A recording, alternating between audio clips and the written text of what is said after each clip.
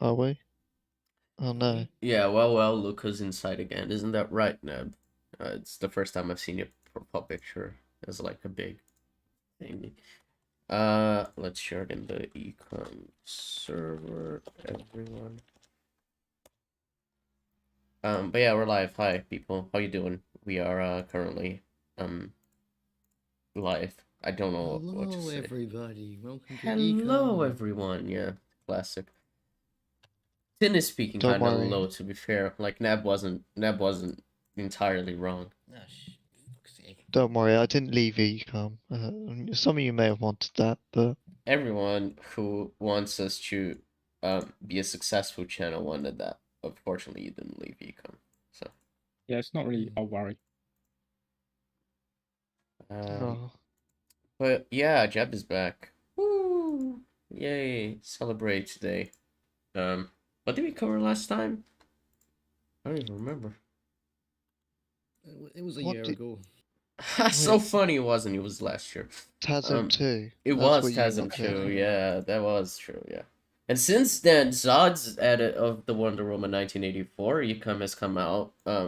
Praise Zod for editing that because that was really well edited, and it probably took like a while to edit a 3-hour video. So, but yeah, Yeah, I had to take breaks due to being suicidal from it. So yeah, I didn't really take breaks when I was going through it. Because I was like, I need to get this out by like New Year's. So I had to experience all 3 hours like 4 times, in like 3 days in a row. It was fun. But you had to experience it way longer because you actually had to edit it. Of course, Neb did yeah, that. I was waiting for Neb to change his profile picture. Anyway, sorry, Zod. If you want to talk about the process of editing that video, I'm sure it was fun. yeah, it was amazing. Really glad to have to experience that film in very slow, excruciating detail. Look, I I've can't- I've gone back to editing the Snyder cut. You can't. It's no Wonder Woman 1984 couldn't have been worse than that. I'm sorry, Oh, balance it out. but yeah. Um, yeah, I forgot what I was gonna say. I'm a bit sick if you can't tell, so I'm a bit all over the place. Sick on this mic. Yeah. Yeah, Jeb, that makes sense. Okay. So anyway, um, yeah. Recommendation corner. That's it. 10. Do you have a recommendation today? Well, I haven't seen much lately, but I guess I'll recommend Avatar: The Way of Water, which I saw a few days ago. There's a new Avatar film? Yeah, Jeb. Did you know Yeah, that? yeah, I know. Just No. out of the blue, it released. People weren't expecting it Um, so soon after the first film, so. Out of the blue. Oh, that's funny. But yeah, like I was pretty skeptical on like it being good because I was kind of on the whole. There's no way it's gonna get to be profitable because it has to be like 1.5 billion. I thought there's no way it'll be good enough to earn that, and turns out it is. Yeah, it's actually pretty good. And from what Sky has said, actually a lot better than the original. So I'd give it props there.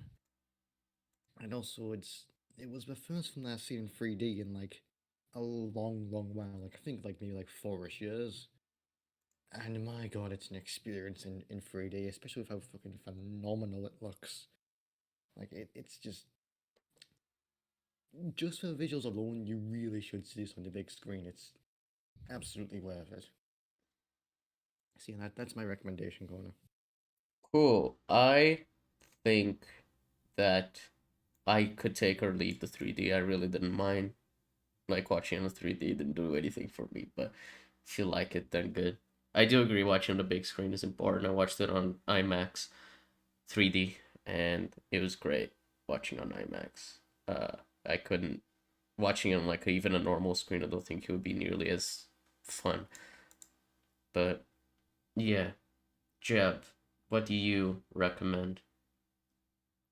It's been a few weeks, hasn't it? You've not been on Um, Ecom since like November, Jeb. Actually, yeah, I think that's right. Like whenever Sonic Prime Oh no, released, it was no, it just was a bit before that. no, it was the Guardians 3 stream was December 4th. I thought that was like the end of November, but I guess it was beginning of December. So that's the last time you've been on ECUM. So over a month ago.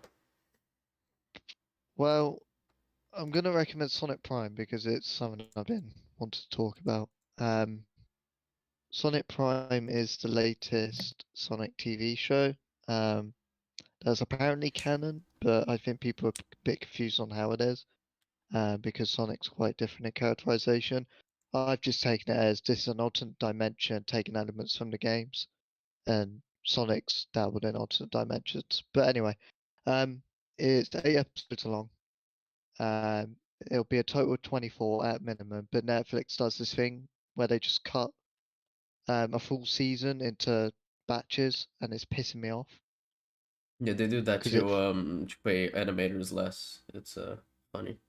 Super funny. I yeah, love it. and They did that with it's the Cuphead show as well. People were really upset at that. And they still keep doing it, so yeah. yeah, it's absolutely bizarre, especially when you watch this show because pacing wise, it suffers for it. That's probably my biggest criticism. It doesn't feel like a complete season, and that's actually because it was never intended to be one. Um, but overall, it's a very strong show. Sonic's characterized really well, and they do genuine characterization with the others, and do interesting facets of their characters and how those extremes can be harmful to them and also their weaknesses. So, in one of them, you actually see Knuckles quite scared and cowardly, which reflects in his insecurities and why he's so brash, and I quite like that. Um, yeah, I'm very happy with that. I'm excited for where it's going. I feel like only now is it delving into stuff, especially with the cliffhanger with Shadow. So yeah, I'd recommend that. Oh, and the action and animation's very good. Some bits is a bit iffy. You could tell they were constrained, but for the most part, it's solid. Cool. All right. Last week I mentioned Feel Good, I think. This week I gonna mention The Good Place. Um, yeah, okay. So I wanted to I wanted to mention it as like even as not like a recommendation last week, but I ended up forgetting. But it is just such a phenomenal show. It is a comedy set in the afterlife. Um, basically where it starts as we have this group of four characters who died and they're in the good place, which is basically heaven, and we see the hijinks they get to because one of the characters, Eleanor, isn't supposed to be in the good place. She was a bad person. That was like a mix-up, and so yeah, that's like the plot of the show. And you think, that sounds like a pretty like like a pretty generic sitcom, but just set in like the afterlife. But once you get to the end of season one, you realize that the show's much more than that, and it has a very planned out story, like a beginning, middle, and end. That is like kind of insanely well made that I wouldn't have expected when watching like the first half of season one. So yeah, if you can get past like the first 7 episodes after that, the show just gets going, and you're like really on board with it because it gets really like a lot more interesting. Um, and yeah, also one big aspect of it is the way it talks about philosophy, moral philosophy more so than anything else. Because one of the characters, Chidi, was a moral philosophy professor before he died, and yeah, the show tackles philosophy in a very mature way and it integrates it with the story really well. And if you're into like philosophy in any way, I think you'd like it. I think Jeb would love that show personally. So yeah, that's my recommendation. It's all on Netflix. It's 4 seasons long, 13 episodes each season. Bruh, And I cried for 50 minutes, uh, which is the length of the final episode. I cried for all 50 minutes. So yeah, there, there's a. I've only just realised there's a 30-second promo for Flash season 9. there is. Yeah, about 3 weeks ago, I saw in the Huh? chat someone said the Flash season 9 trailer, and it turns out there is a promo for it. Bruh, send it. Yeah, that's what I'm doing. Send it here. I'm gonna. Let me check if Madvika can join the call and then we can watch it. I don't know. I don't know if I'm actually gonna do that, but we could. If you'll call me Slow Ebb and you've never shown us this, I'm gonna fucking kill you, Neb. Hold on. Madvika, there's a season 9 trailer. Did you know? Why Oh. didn't you tell us, Neb? I assume people weren't slow. Classic Nab, assuming people aren't slow when he's the slowest. We're gonna react to it on ECUM. Oh my god. Okay, I'm letting him know. Uh, All right, let me put it on the watch together. Why didn't Nab is so dumb for not telling us? I think I might have watched this actually. Now that I think about it. But Why didn't anyone say about this if they have seen it? Right, just this opening shot. It seems kind of similar. Get your shit together. Get your shit together. It's your job, Neb. It's not. But anyway. Since Why is they just showing me Caitlin Snow's actress in a bikini? I'm not gonna what? question that. The thumbnail has Flash 2040-23, then and now, and it just has Caitlin Snow in a bikini, For like the actress. the Flish. It's, That could be it's anyone, short. honestly. Is me. Oh, okay. Hope a wild Madvika doesn't magically appear. Not sure if I actually watched it then.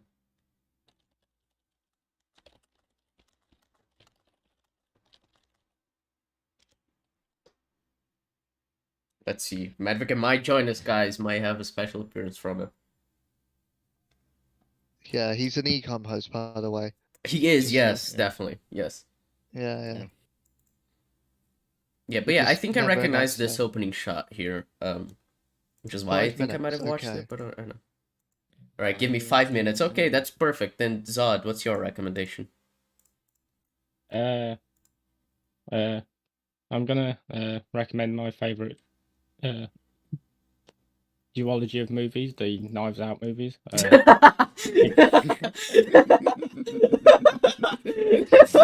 Sorry. That was said so earnestly. Fuck. Okay. Fuck. Okay, sorry for interrupting, Zod. Go on, praise your favorite films. They're just a masterclass in how you do murder mysteries, and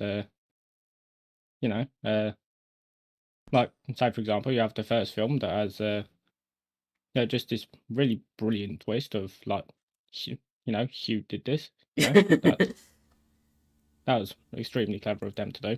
Yes, proud of Hugh kind of sounds like Uh, Hugh, so 10 out of 10. Exactly. That's Fuck's sake, Nab became Madvocate. God damn it. This isn't Madvocate yet, okay, guys? Anyway, sorry, go on, son.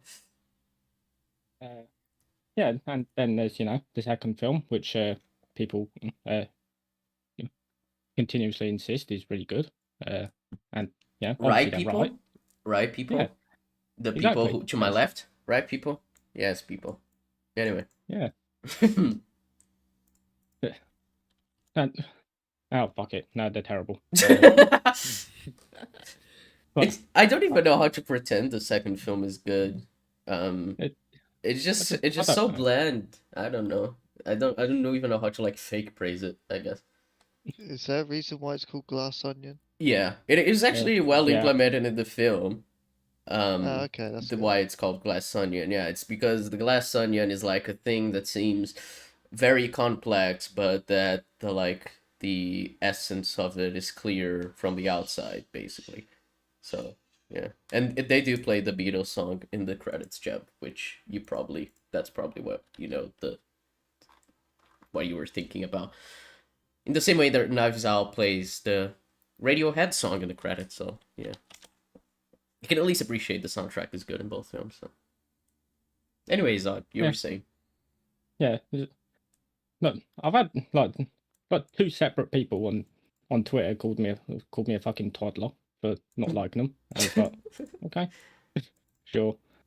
I guess I'm the one with bad media literacy when I say that a nurse not reading labels is a bad thing. I'm basically just trying to buy time here until Maverick shows up. I mean, you could actually recommend something, you know. You don't. No, that's too smart. That's Yeah. too smart to do. That's That's not true. what Ryan Johnson would do. He would have the twist be that you recommend something that you don't like. Okay, Neb is wrong, because Glass Onion is garbage, so just ignore him. You know what I'm gonna do? Hold on, I think I can, While you talk, Zod, I'm gonna do something. So, Oh, okay. recommend something, Zod. It's your Okay, time to shine. I'll recommend an actual thing now. Good. Well, I think Studio would beat me up if I didn't. So me and him watched a series together recently. My Name, I think it's called. Yeah, it is. What the fuck just happened with Jeff? He's just like, bye. Jeff, what the fuck happened? I just thought, fuck it, I'll go away for a bit. Sure. My name's Zod. Okay. Continue. Yeah, it's a show that's. I don't really want to say too much about it, but basically just the premise is that you've got this girl who her dad was involved in some very criminal stuff. Really selling the show you are. Give me a chance.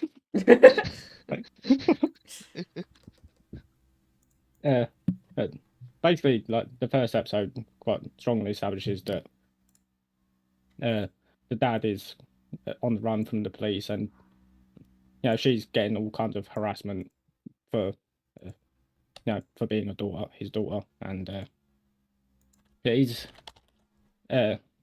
he's killed about midway through the first episode. So and the rest of the show just centers around. I don't know what Jab is laughing at. What Neb said. Oh. I forgot what Oh. show's that thought was described. It's called My Name, Neb. Yeah, so the rest of the show basically centers around her quest for getting revenge, and it tackles the whole morality of revenge thing, but I feel like it does it in a more of a unique way. Right. It's basically it's really strong in terms of characters, and there is plot stuff that's really fucking iffy, especially in terms of plot armor. But I think what they do in terms of like just the characters and the thematic elements makes up for it. So yeah, I recommend it. Coolio. Also, hey, Well Magic. done. Hello. Hello. Hello, secret. I ecom sent host. you the yes, the ECUM host that didn't know we were streaming today. We yes. sent you I'm a sorry, watch together. I'm sorry I'm late today. Being one of the 5 hosts. Yes. All right. We have Madvocate and I don't how do you say Madvocate Sadvocate. backwards? Hellvicar. No, we're Advocate doing the and Flash. Sadvocate. Hellvicar. Itakov Dum. Okay, good. You did join. Okay, you did join the watch together. Now, this is the Flash season 9 trailer. None of us have any idea if we've actually like seen it, or at least me and Jeb. I don't think Zod said something about it. But anyway, I have to play. What? I've never seen this. I might have, but I genuinely don't remember anything yeah, about it. So this is good. yeah. I might just cut this up and put it like as its own ecom later, like an ecom extra, us reacting to it We- for the people we- thirsting for Flash ecom content, because I know people. We have to want do it. like a second by second breakdown and go into the lore Yes, of the CW Flash. new Rockstars ecom crossover. We're gonna get whatever that guy's name is, and he's gonna come here and talk about. Just like have like a thumbnail So that what- says like, does he know on it? Yeah, and circling the background where there's nothing, where the red circle is. And there's a random Mephisto in it. A random, yes, Mephisto in Flash season 9. We're I- gonna get Paigey I've as got- well to help us break this down. I've got a theory about the Star Labs roof being built. I think it mirrors the Flash's soul being rebuilt. Sure, Um, Jeb, or they're just like Or it could be reforming something it. DIY. Why sure. are we Although mocking my that still applies predictions? to the Flash. Oh, Jeb, I don't know. Mocking your predictions is something I've learned to just stop doing. I think I I think I forgot that I was used to that. I'm not used to it anymore now that we need to wait till Flash season 9. Anyway, let's watch the trailer.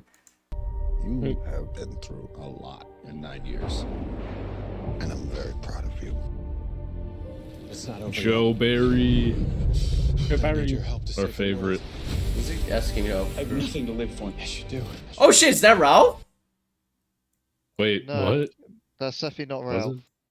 No, it wasn't. That's not No. Ralph. Who the fuck is that? Oh, it's Bloodwork, right? No. Then who the Bloodworks, fuck? Bloodworks Indian, Sky. I don't know who it is. I just thought it was one of the characters that I knew was returning. Who the fuck is this? Yeah, that kind of caught me off guard. I can't work out who it is, but it's not Bloodwork. Save the world. Wait, this is only 30 seconds. It's the Pied Piper from season 1. Sure. I mean, I don't even know Who if the Neb's fuck kidding is or- that? Yeah, I don't know, but sure. Oh, I know who that is. Give me a second. Okay. I'm about to dump Pied some Piper. Pied Piper. spicy lore on you. Oh, you. It's Hartley Rappaway. Yeah. We can do the impossible. Flash.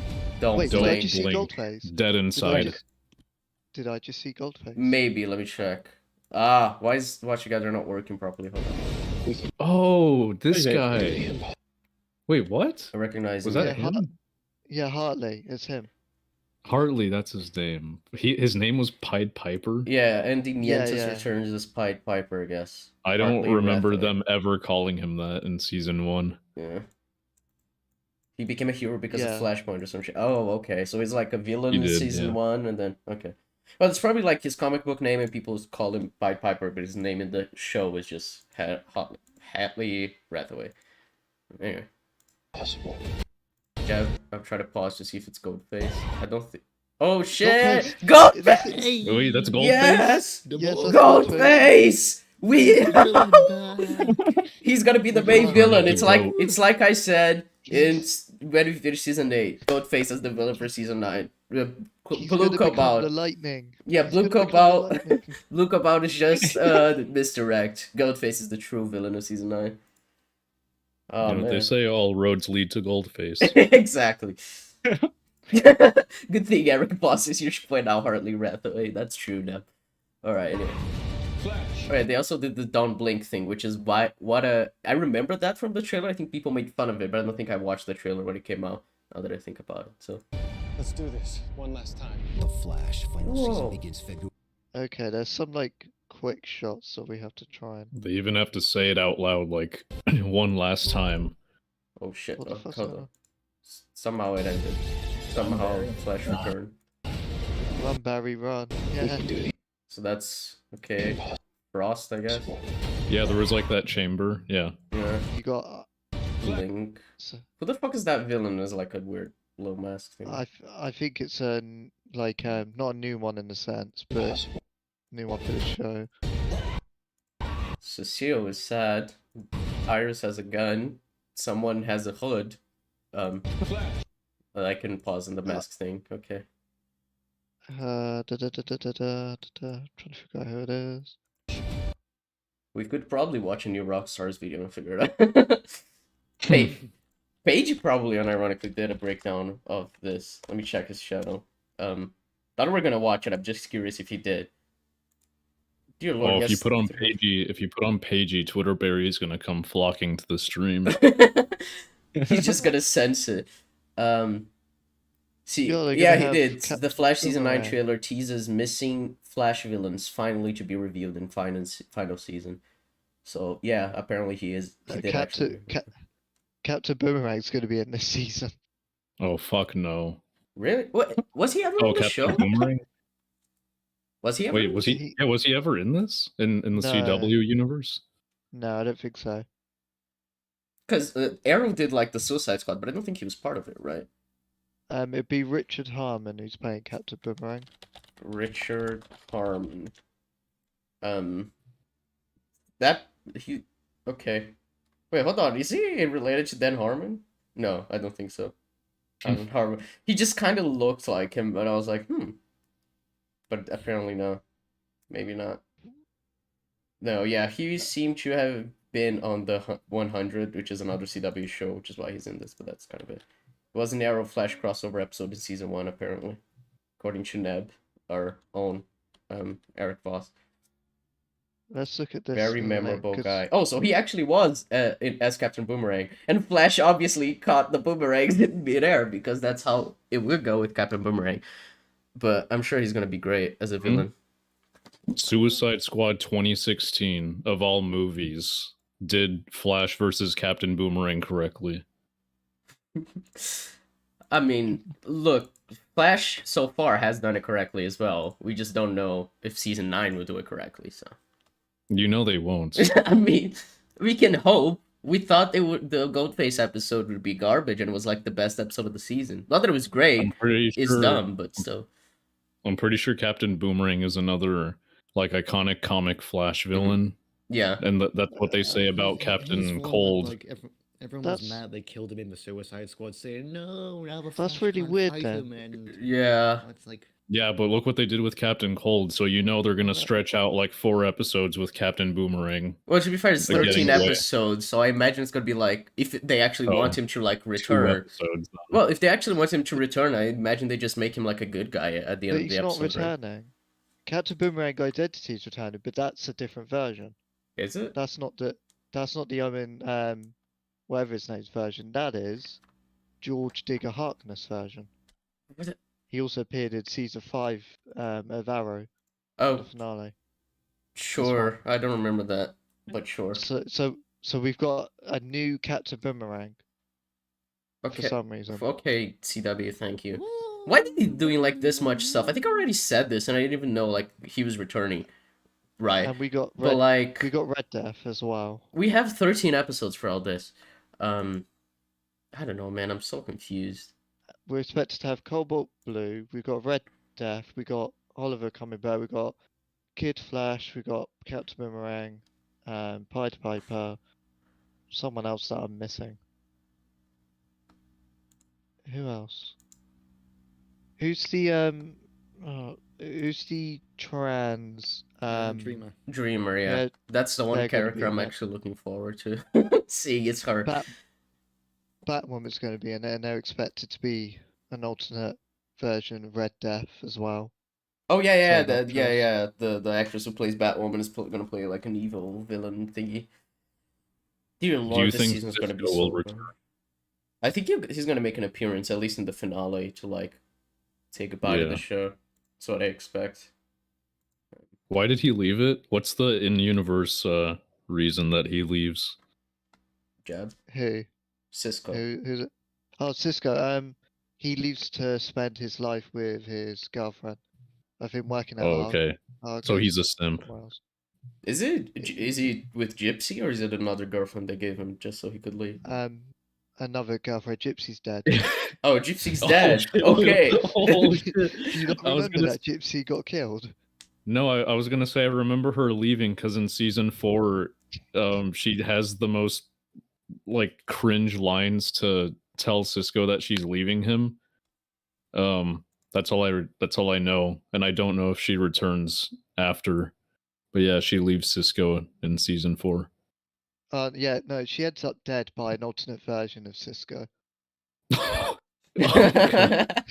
Ah, classic Damn. Flash. Who's the actor that plays Gypsy's dad? Her dad is in the Danny show? I don't Trejo. remember that. Yeah, Oh, yeah, yeah, he- it's Danny Trejo, yeah. he wa- That's right. He does like a murder mystery thing with Team Flash. This is- I kinda this wanna show watch is so that. insane, yeah. I'm curious for that now, I guess. But yeah, he's accused of killing Gypsy. Let me find it. Anyway, Goldface is coming Where back. is it? That's what matters, really. Mhm. That's all we need. Cisco overcame his breakup. Yeah, I know that, but Gypsy's not dead. So I want to see that thingy. For fuck's sake, I have to find the individual article about Gypsy. But yeah, Goldface is coming back, and there's nothing wrong with Goldface. He's perfection. How'd she die? Goldface killed her. She was killed by Echo, a criminal she was pursuing who was revealed to be Cisco Ramone's Earth 19 doppelganger. So yeah, Sure. she's dead. Okay. What? That's a shame. Dune. Well, To be fair, it's worse when Wells and Jesse from Earth 2 got killed off screen. oh yeah, we mentioned Oh. that in the last season. Remember that Barry even mentions them in the episode where he's stuck in what shall I call it, the Steel Force. That's the name of the Steel Force. Then he's like, oh, I can see Jesse and Harry. I'm like, they're dead, aren't they? They just kind of don't address that they're dead in the show. It's kind of funny because they just forgot, I guess, that they did that in what is it, Infinite Earths, right? Crisis on Infinite Earths. Yeah, I wonder if Timeless Wells will appear. He's gotta. They gotta be like, yeah, we're back for the final fight, you know. Yeah. I wonder how they're gonna, because obviously they're doing Blue Cobalt. But the Reverse Flash has been such a huge part of the show. I wonder if they're gonna have like a version of him, maybe have like him helping Flash to fight Blue Cobalt or some shit in the season. Eddie No, Thorne he'll is be Blue back, He'll be a Cobalt. villain, and then he'll show up and say, "It's me, Barry, again." Eddie Thorne will be Oh yeah, Blue Red Death Cobalt. is gonna be in it. Yeah. I'm telling Yeah, you now, obviously. Eddie Thorne is Blue Cobalt. You I said hope you he said is. the prediction was stupid last season, Jeb. When I mentioned Now, it to you, you said, "Oh, people who think that are stupid That's why it's probably gonna come out to be true. because it's Yeah. stupid." That makes sense. Okay. Yeah, because it's stupid. Jeb changed his tune on what kind of stupid it was. That makes sense.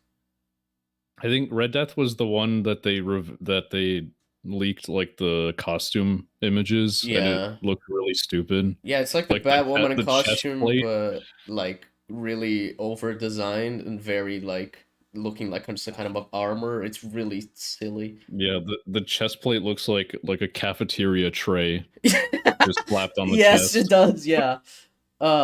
Man. Can't wait for this shoot to be copyright claimed for playing 3 seconds of badly rendered CGI. I hope they don't claim us for playing the trailer, because surely this would count as like transformative and like reacting to it. Sure. As long as we're pausing. I mean, it's there are some companies that copyright claim footage from trailers. There's some that ignore it because it's trailer and it's stupid to like not let people like show your trailer to other people, because the trailer is an advertisement for your film. So the more people that watch it on their videos, the more your film's getting advertised. But some companies are retarded. And WB is retarded because they claimed ECUM 55 because there was footage from the Joker trailer. So I don't know. They bring back Eddie as Cobalt Blue. Then he rips his face off and it's Eobard underneath. And always has been, even back in season 1, to appease the original theories that Eddie was Reverse Flash. That would be hilarious. They just recreate the scene from season 8 where he rips his face off. Yeah, I want another horror scene where he just rips off his skin and it's him underneath. I actually kind of like that scene in season 8 because it felt like very Sam Raimi to just like rip his face off. It felt really like campy horror. It was cool. I just want Goldface to become the lightning. Barry's powers came from Goldface. Man. That's all I need. Yes, we'll that's the one prediction we're holding on to the end of season 9. Oh, if Goldface is the lightning, then that gives it that gives the season finale room to be Barry slipping on the atomic banana peel. Yes, yes, we're gonna get all the payoffs we want. Yeah, if it's probably not in the trailer, but I know for a fact it's gonna be the ending to the show. Yeah, they're hiding it because they don't want to spoil it. Well, of course they don't want to spoil the ending in the trailer, but it is gonna happen. Have you noticed? We don't see Chester and Allegra. whatever her name is. Yeah, they're fucking off screen. Don't worry.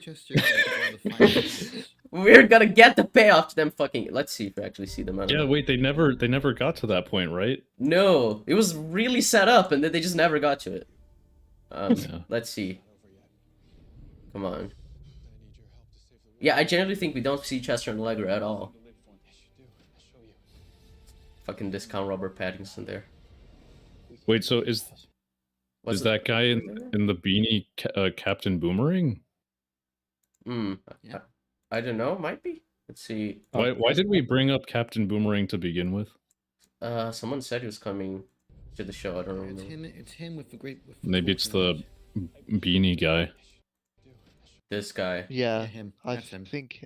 Yeah, Oh, Why Barry, is stop me Iris to there? talk. Barry, stop me to talk. Why does Let's Iris need to be go. there with a gun? I don't know. Why does she have a gun? Maybe there's a reason, Madvika. We don't know the context. You're just judging preemptively. Okay, it's fine. Don't Probably a fret. good scene. Yeah. Run, Barry, run. Fuck, I want to Run, pause in Barry, that frame to see if Chester and Allegra are there. Or if they're They're fucking. not. I don't think so. I'm sorry, they're not. My favorite characters. So we have barely Barry, see what's who's a there. seal, and the guy that Killer Frost fucks. So yeah, no Chester or Allegra. Oh, we do see Chester. Yeah, there's a quick shot of Chester saying "Flash." I must have blinked. Don't blink. The trailer just told you. Dear Lord. Don't kill your dad. Don't turn your back. This Don't mask kill him. looks Don't really blink. weird. Hey, here we go. Chester, Oh, our boy. nice. He's on screen. That's all we need. But yeah, I don't know. I guess we're gonna get finally the payoff to them getting together. Hopefully this season, because they genuinely just like, yeah, we're constantly horny for each other, but we're not, gonna fuck or talk about our feelings because the show has more important things to deal with, such as Iris being killed by Barry. So yeah. I'm really glad that you can all see Chester because I see the weird face fucker. Yeah, I see it on stream, but on the watch together, it's paused on the weird face guy. Oh Yeah, yeah, it's so- probably a few frames off. Yeah, for me. Too. Yeah. Because I pause it, it's usually a few frames ahead. Oh man. But alright, yeah, that's. Did the we talk trailer, I about guess. who the mask guy is? No, I yeah. asked who it might be. Jeff said, "Let me think," and then he couldn't come up with something. So that's Oh, basically what an idiot! There's Jeb one is an that idiot. comes to mind, but I can't remember its name. that guy, the contortionist guy, Ragdoll. Yeah. Sure. What's These are the too many difference? villains. I think I mentioned that there's that like despite how many things they have to deal with this season, they're still gonna do like a fucking villain of the week type shit, like filler episode. Like half the episodes are gonna be just filler. I don't understand how you can do this. You have 13 episodes, just do them about the plot. It's so Yeah, I don't think it's a ragdoll. The mask is very different and he has orange hair showing. So yeah, it's not ragdoll. Similar, but It's probably reverse fashion disguise. Mask off. in the finale, every single villain he fought throughout the season is just gonna tear their face open. It's gonna be revealed Yeah. to be Reverse Flash. And we're gonna It's have- just him with a bunch of speed mirages, yes, because that's all a playing thing a different villain. Yeah, that's a thing that they can do. They never do. Oh, that'd be so badass. Every villain is just a different version of Khan. I've been throughout the entire show. Yeah. Yes, ever since oh, season 1, yeah. Every villain in the Arrowverse was just reverse. It was just reversed. Even Arrow's villains. You know what? In season 9, if they do like scenes, fight scenes where like the villain just teleports, or they like go across, Yeah, around a and corner like and Barry they can't disappear, catch that would- up with them. yeah, and yeah. that would explain if it's Reverse Flash. That would explain why they keep getting away. Yeah. It's like It's Zod said, Zod or Tin, that it's gonna turn out that every villain since the beginning of the show is gonna have been Reverse Flash, and that's why Barry can never catch up with them. It's gonna your complaints about there's nowhere to run are all gonna be undone, Madvika. You're gonna look so silly. Yeah, and then we're gonna get the iconic scene from the cartoon. It was me, "It was Barry. me, Barry." Yes. Honestly, I don't doubt they're actually gonna have like a reference to that scene in this season. Like for season 9, they're definitely gonna reference it. Yeah. We're just waiting for it to happen.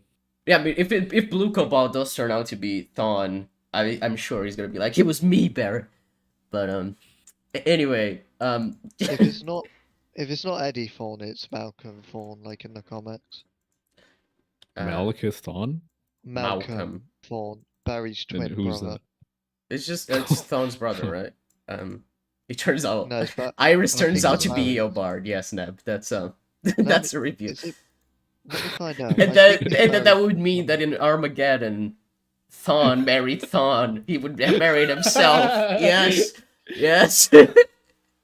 Oh, and that's when he comes in and says, I jerked you off at super speed because Iris wasn't the one giving him the hand job. It was me, Barry. I was giving you the head job.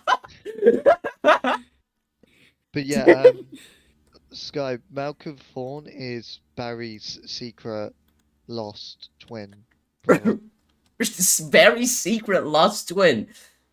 I'm not, You know, I'm but, not like, the way kidding. you said that, That's how so- stupid it is. Like, that's- it's Barry's secret twin brother. Thor just rapes Barry's mum. And he has a Oh, twin, and she abandons him, Oh, I no. guess, when he's born.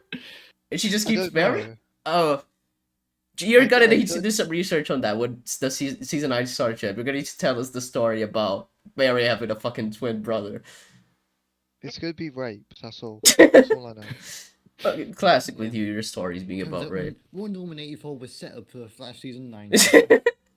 It's handsome man's son. Wait, actually, no, he wouldn't be pregnant. Never mind. You get the point. It's a joke. I was trying to make a joke. I forgot that men can get pregnant. Cis men. Anyway, Madvik, we're gonna cover Full Fat Videos video talking about the DCU. If you want, you can continue in the call, but if you were here just for the Flash, you're welcome to leave. We only will be slightly upset.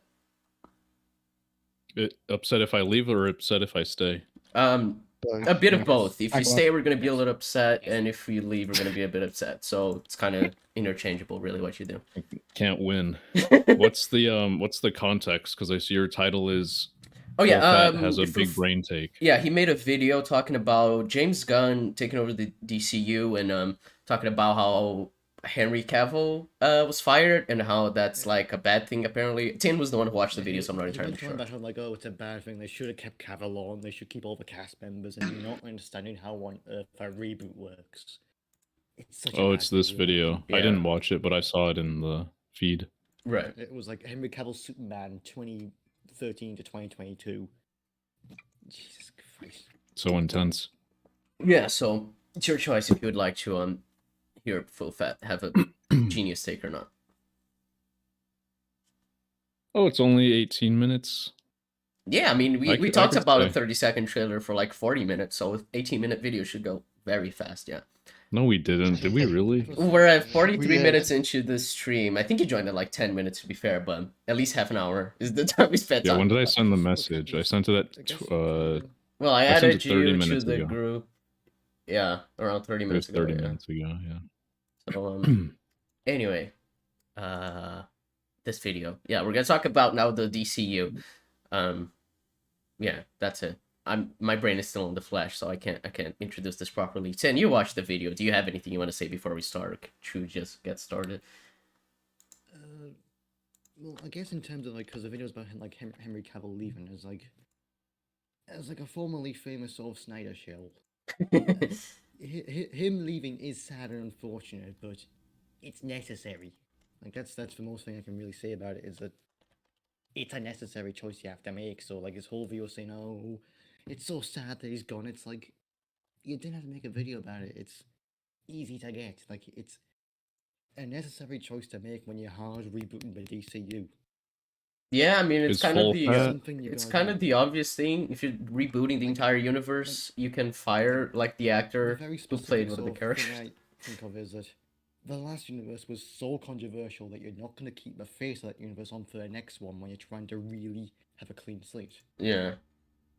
Like it's just the very logical choice, even if it does mean losing Cavill. It's a double-edged sword, but like It's like if they were making another Fantastic Four film, they would never like have Miles Teller be Mr. Fantastic again. Yeah. Because even though he's a great actor, they're not gonna want to associate with that other film and like anyway. like in like like, cause like I've actually got like a bunch of notes for like the stream, cause like I've got like a lot of thoughts about it, and I put Oh, that's cool. it's like doing the Dark Knight trilogy, but keeping George Clooney from Batman and Robin. I'd watch that, to be honest. I think it'd be fun. Yeah. It would be fun, but like They keep the involve Bane great from the criticism. Batman and Robin film. I'd love that. Yeah. Did you say Full Fat was a Snyder shill? No, I said I was. Yeah. Uh, Tim Oh. used to like Yeah, Snyder. back- Yeah, back- you back can in see the- that in the Wonder Woman 1984 ECUM when she because still that liked was the back Snyder. from yeah, I grew out of it in like June-ish, because then I sort of learned to shut the fuck up about it. Shut the fuck up. But Yeah, is that it? Can we start the video? that's Do you have about any- it. That's about the bread and butter of it. Alright, so let's talk about the DCU. The new Superman is Jonah Hill. Fuck! DC just can't seem to What? The fuck's that clip? I would watch a Jonah Hill. Yeah, What was it's that from? I have Ted no 2, where, idea. like, they go to Comic-Con, and it's like a joke there. Oh, okay. Sure. Okay. I would watch Jonah Hill mean- Superman though. Just saying. get anything right this year. They kicked things off with an awe-inspiring 2022 Heroes trailer. It was so funny seeing that when I was going to watch the Batman though, because after that it was Heroes. just like, oh, actually only one of these shows is released this year. Oh, Black Adam I guess also released 2022. But it's so funny That's that not real. they they delayed the other two. Trailer showing off as many as 4 big-budget theatrical DC projects. Bruh, cut your audio better. Right. I could hear you like breathing to start your next sentence. It's not that hard. If we don't stand up, no one will. Only 2 of those would end up coming Okay. out. To DC's credit, no one could have predicted all the screwed up stories coming out about Ezra Miller, but pushing Everyone back Black could have Adam into predicted an the screwed up stories I coming mean- out about Ezra Miller. Yeah, I don't know if you did, watched the actually. Wonder Woman 1984, yeah, but you and I, we kind of mentioned it. We said, oh, the Flash is gonna be a rapist, the Flash is gonna go to jail, stuff like that, and Zod just put like the allegations towards Ezra Miller. It was really funny. Wait, what? Why? Just randomly? Or what did you... So in the Wonder Woman 1984 reaction, for some reason, Jeb, I don't remember what the context was, but Jeb mentioned like how I think it was like, oh, Wonder Woman's a rapist and Superman is a Oh. genocider, and then Jeb was The like, Flash oh yeah, might be one too. yeah, so it's like, oh, the Flash is gonna like kidnap someone or something like that, and then Zod put like Ezra Miller kidnaps a little girl, like, oh no. Another prediction. Yeah, that- we see like he has to escape from prison, and then Zod put like the fact that Ezra was being hunted by the police. A very Amazing. fortunate coincidence, yeah. some slots and Aquaman 2 into the next year was a disappointing move to say the least. It was embarrassing to announce that just weeks after an epic trailer that hyped up all 4 movies as a 2022 package deal. Then Batgirl got shit canned after it was filmed, an insane move that spoke to the powers that be viewing these projects as numbers on a spreadsheet rather than what they should be, art to be enjoyed. Whether or not Batgirl was a stinker or a fantastic entry into superhero movie canon, it should never have been cancelled the way it was.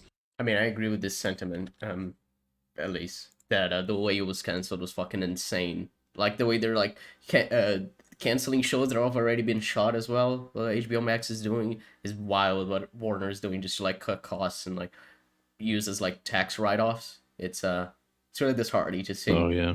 Yeah. I'm disappointed because Batgirl would have been the very first female-led superhero movie. To the very first, yeah. Yeah. I tell you why I'm disappointed. I'm disappointed because Brendan Fraser was going to be the villain. Oh, yeah. Was He it gonna gonna be be Firefly? Firefly. Yeah. That would have been actually really good, though. I really want to see that. And like the fact in the interviews, he was like, "Oh yeah, I've got Batgirl." Oh wait. Yeah, I remember watching that. That was painful. Of course, it would be a misnomer to suggest that DC hasn't had some wins in 2022. In fact, I'd say that overall their output has been of a higher quality than Marvel's, in spite of the abundance of projects their competitor has released. You can Not despite. I don't know why the word despite is there. Because you're saying like, oh, Marvel is releasing way more stuff, but DC released better stuff, like, regardless of releasing less. It's like, yeah, if you focus more on a product you're making, and don't, like, release them as, like, factory products, like 15 projects in a year, yeah, chances of it being good are a bit higher, IMO. Were you gonna say something, Jeb? She-Hulk's a load of cancer. No, I love She-Hulk. Indeed. We need a live action CW. Damn it! I was gonna say that.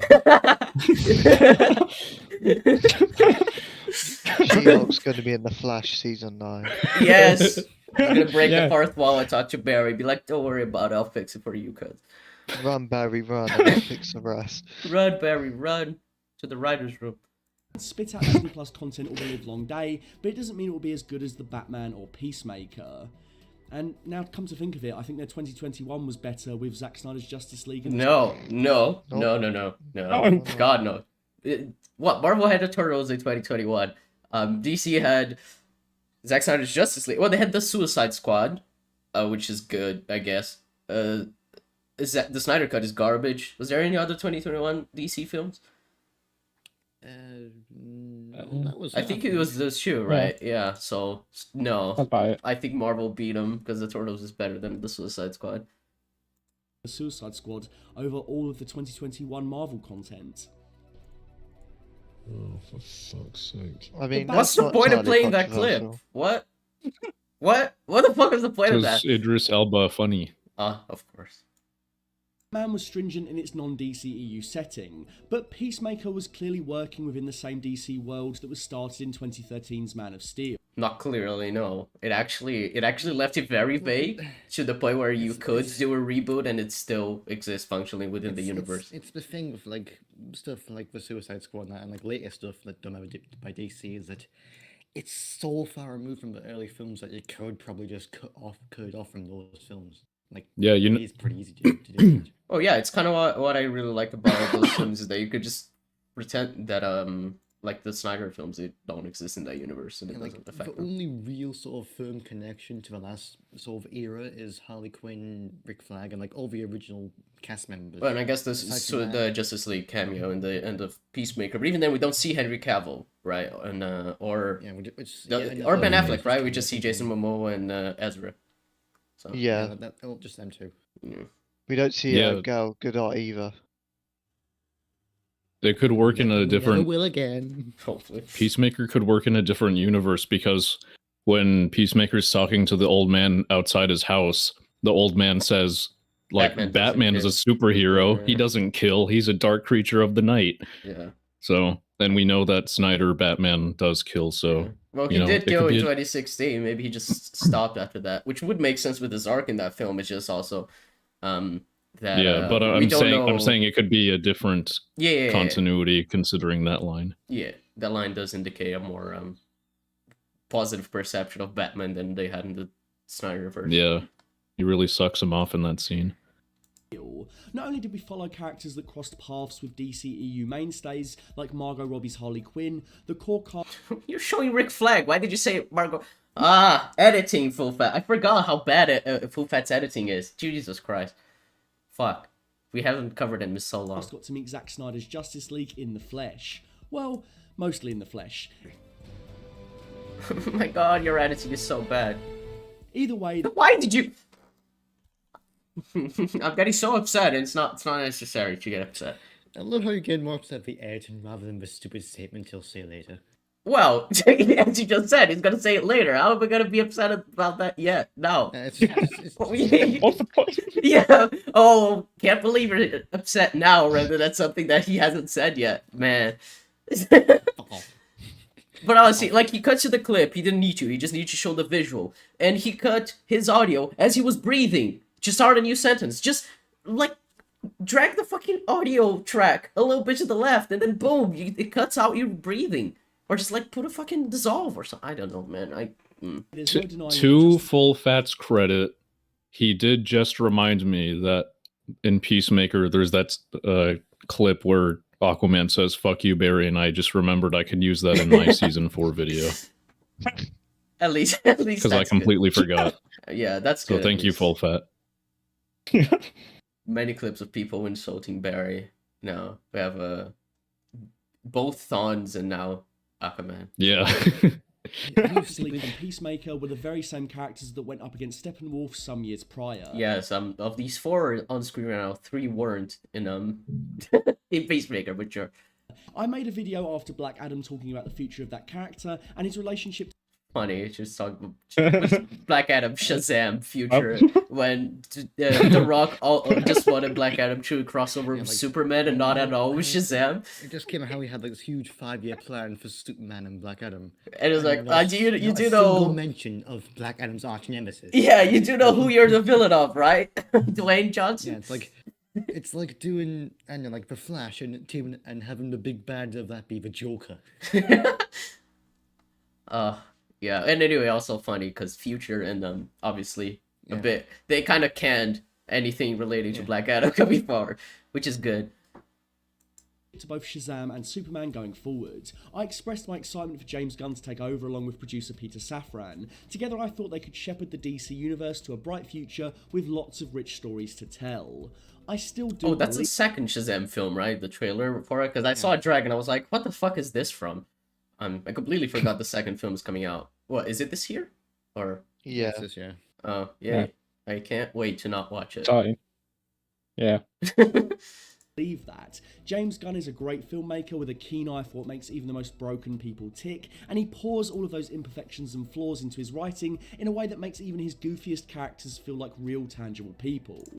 I agree with what he said. I just want to say he worded it that very well, because I really like the way James Gunn writes these characters. They're very like caricaturish, and then he adds a lot of depth to them. You can see that in like Peacemaker as a character, for example. So yeah, I like that. Oh my god, you're editing! Fuck off! Fuck, okay, sorry. Even his goofiest characters feel like real tangible people. People. One last time. I have no doubt that his DC stories will continue to have that same level of pathos and humanity, but I must say, I am really truly shocked that he thinks recasting Superman is a good idea. They're starting over Superman's story with him being young in this new universe. Henry Cavill is not like 20 years old, I'm sorry. You can't do a young Superman story when Cavill is pushing 40. Yeah, he's 39. In a few months, he's gonna be 40. Like, surely you'd want a younger actor, right? Did you forget de-aging is a thing? Oh, yes. Much better should de-age Henry Cavill for 20 years until he's like 60 playing a 30-year-old character. I want a repeat of the Justice League with the CGI lip. The CGI lip, yeah.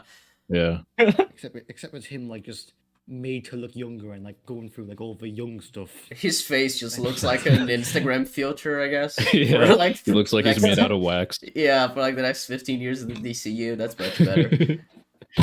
Oh, fuck.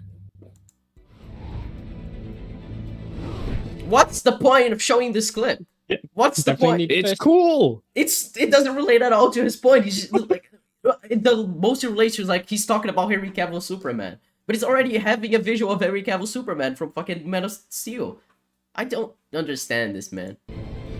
Boy, do we have problems up here. Henry Cavill's status as Superman has been up in the air for the better part of 5 years now. Following the hatchet job that was the original Justice League, Cavill's Supes made a bunch of... It's funny how you call that the original Justice League, because the point is that it's not the original Justice League, right? You'd surely call it like Joss Whedon's. It's weird you call it the original. Justice League. Yeah, but his video, as Deb said, is kind of like edited like a new segment type shit. And I imagine he would want like more formal words in Justice League. But anyway. Faceless cameos that blurred the line but still clearly... Faceless cameos. Oh yeah, there were two. I was like, wait, what's the other one? Mm-hmm. But Shazam is a film. I always forget that film exists. It's so boring. Sorry. Presented the Man of Steel iteration. That suit is easy to spot. Zack Snyder's Justice League... I mean, it's kind of like every Superman suit, isn't it? Like, I mean, other than, I guess, the lack of the red trunks, yeah. How it's specifically the Snyder version, it's... Yeah. You can probably just say it's Superman and it works. Yeah. I wouldn't say it's, like, specifically Zack Snyder's, but... Maybe the next Superman is gonna have maybe the next Superman is gonna have trunks and it's gonna be generally Snyder being the only odd one out. That would be funny. Were you gonna say something, Tim? No. I meant also like the logo and stuff, because that's like specifically a logo designed for his series of films. Like, is it? What's the difference? Yeah, it is. And a It's steel like, suit. it's like more organic, and the original is like much more, I guess, angular. Alright, so I'm gonna take a screenshot and let's compare the logos. Because I'm curious what the difference is. So this is the logo here. And then I'm gonna Superman animated series suit, I guess. The fuck is that noise? Did it come from Jeb? Didn't come from me. I heard it though. Hmm. Alright. So I don't understand Oh. the difference between the logos. What does it sound like? It sounds like an O. That was it. Aren't the logos just the same, I guess? Because I'm... No, there are Pretty there are much. differences. Like the one above is like much more like flows much more organically. That the bottom one's like, I don't know, I guess feels like a font. Like it's the best way I can see it. You're blind, silly. Okay, so if Neb says I'm blind, surely Like then... you can see how the S connects to like the right hand side. Like that's like a difference. Like it. I suppose, yeah, that's true. That isn't the same. Yeah. It just seems like very minimal differences. I don't call it like Yeah, specific. it is pretty minimal when you get down to it, but like it is specifically designed for his films, and like you can work around it. You can just say it's Superman, and it's fine. It doesn't really matter at the end of the day. Yeah, I don't. Yeah, that was the Yeah, original it's still point. just yes. Gave us a new solid Superman appearance, but it was of course Very solid. Yes, I love Superman. It's the Solid. Snyder cut. He had 5 lines. He spoke 4 times. Didn't he just kind of like not want to help the team? There's something stupid with him helping the team in the Snyder cut. I don't remember what it was. He was like, oh, sorry, Tin. And I just now you go on. I can't remember what it is. Oh, is it because he was like, Batman must have wanted me for a reason, so I have to go visit him? Yeah. He has that like no was- reason Back for a reason. to actually go to the fight. Yeah, that was dumb. Yeah, because in the Justice League they have Lois be like, "Yo, they Yeah, they need tell you." him. Yeah, that makes a lot more Yeah, sense. and Yeah. then- So the stupid part isn't on Superman's part, so it's not like an issue with the Yeah, Superman. and it's kind of appearance, I funny guess. that he says solid Superman appearance when in the final battle he says 1 word. He just says not impressed, and for the rest of the fight, That's he 2 doesn't words. utter a single line. That's That's 2 that's not words. one word. Yeah, but he says 1 sentence, I guess. Like- I like the Justice line from Justice League. I'm also a big fan of Yeah, Justice. like- it is corny as shit, and I love it. I've come around to it. Like it's cheesy, but it's Superman. Like, Exactly. You're supposed to be a bit cheesy Yeah. with him. Him actually like being hopeful and happy in that moment is kind of neat.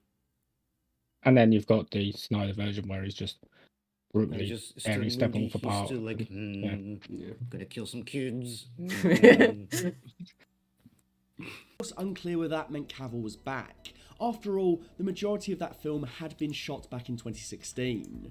Whether The Rock was using the Kryptonian to boost his flailing new DC adventure or not, it was great to finally have some confirmation that yes, Cavill is Superman, yes, he will fly again. We could finally worry about the actual The confirmation until we were like, actually. It's so stupid. Like, this he just does things without planning it out, and then they're like, oh shit. No, never mind. Yeah. I felt bad for Cavill when I saw his like Instagram story, and he's like, "I'm sorry, guys, I jumped the gun too early. I'm Yeah. not actually coming back." Yeah. Although it's a lot less on Cavill's fault. I blame more The Rock and the old DC regime because Yeah. I mean, Rock- what Rock The wanted- Rock did was like he was exploiting Superman Yeah, and he- Henry he Cavill did, to get like- his universe. he wanted like to build hype for Black Adam and also to like I guess build influence for DC. Yeah. For him, and like he didn't. It was all promises and no like actual firm, solid stuff done behind the scenes. So like, really, Gunn was under no obligation to keep him Yeah. at the end of the day. Yeah, and it makes way more sense to And- not keep him, which is So like, it's really it's not Cavill's fault. It's mainly The Rock and like the old DC regime's fault. Mm-hmm. And then when they're like hiring someone to completely like redo the Like the universe, it's kind of like, hey, maybe it don't was keep. the thing because like it's for difficult. It's like this great period of transition where like you're possibly rebooting, possibly keeping some stuff. Like it's gonna be a rough period, so like it's possible you're not gonna come back, and you making such big promises like that during that era is a bit of a risk. Mm. So like, plus like at least he has Warhammer now, so at least he has that. I don't like as well how everyone's kind of gone, Cavill's out of the DC. He's never going to play Superman again because Well, both. Gunn has. Well, yeah, Gunn said they're just not gonna work now on this version of Superman, but no, they're not. They're Yeah. not gonna work together. Like, what about an Elseworlds thing? Hmm. That Yeah, hasn't like, been ruled like out. if I had to say like what they could do, they could maybe like I don't know, bring him in for like I don't know, Kingdom Come, because he's getting on in age, so like he could play the older Superman. That's if they don't bring back Brendan Murphy again. I want Brandon Routh to play more Superman. I like him. 10. You're the only one who watched Black Adam, I think. Neb's Yeah. asking if he killed the Justice Society of America. He doesn't. The only one who dies is Dr. Fate, and even that's because he predicts Hawkman's death because he sees a vision, and he goes instead to avert it. But the vision happens anyway, but it turns out it was a hologram, so he dies for no fucking reason. What? Turns out it was a hologram. It's like the Doctor Who season 6 twist. It was a robot. Yeah, basically, like the whole film, Dr. Fate is like, you know, I can see someone dying, and it's Hawkman, and like it's this very specific image of him impaled on a spike, and so he stops Hawkman from going into the main fight, and he goes instead, and so he dies because he's old and he has to die. He dies Yeah, because okay. he's old. Yes, I agree. Old people deserve to die. And so the rest of the society come in, and the exact image of Hawkman being impaled happens anyway. Turns out it was just a hologram. Sure. Okay. Yeah, that seems like a fun thing to happen. Yeah, so the entire thing of, oh, I must prevent your death, turns out he died for no reason. Amazing. Superman movies, rather than who the hell might be playing him. In my opinion, whether we're talking DC or Marvel or any other expansive universe, it's always better to keep telling stories with the actors the audience recognise in those. It's not always better, no. What? No. I just said Miles Teller. Please tell me you want Miles Teller back as Mr. Fantastic in the MCU. I 100% guarantee your answer would be no. Like, man, that's so dumb. Also, just by this logic, wouldn't he have just like shouldn't he been complaining as well that like Brandon Routh wasn't playing Superman in Man of Steel? Yeah, I guess. Even my other comparison, why was he mad when George Clooney wasn't brought back as Batman? Yeah. I mean, I suppose the Alfred in those old films is always the same one, so you know that's the only important casting decision they made for those films is who plays Alfred. Yeah, true. Could have actually seen them bringing back Miles Teller for Multiverse of Madness for the catharsis of shredding him. That would actually be really funny. I would actually like that. People have said they wanted him to play like a specific version of Reed, like apparently that he might be good at doing.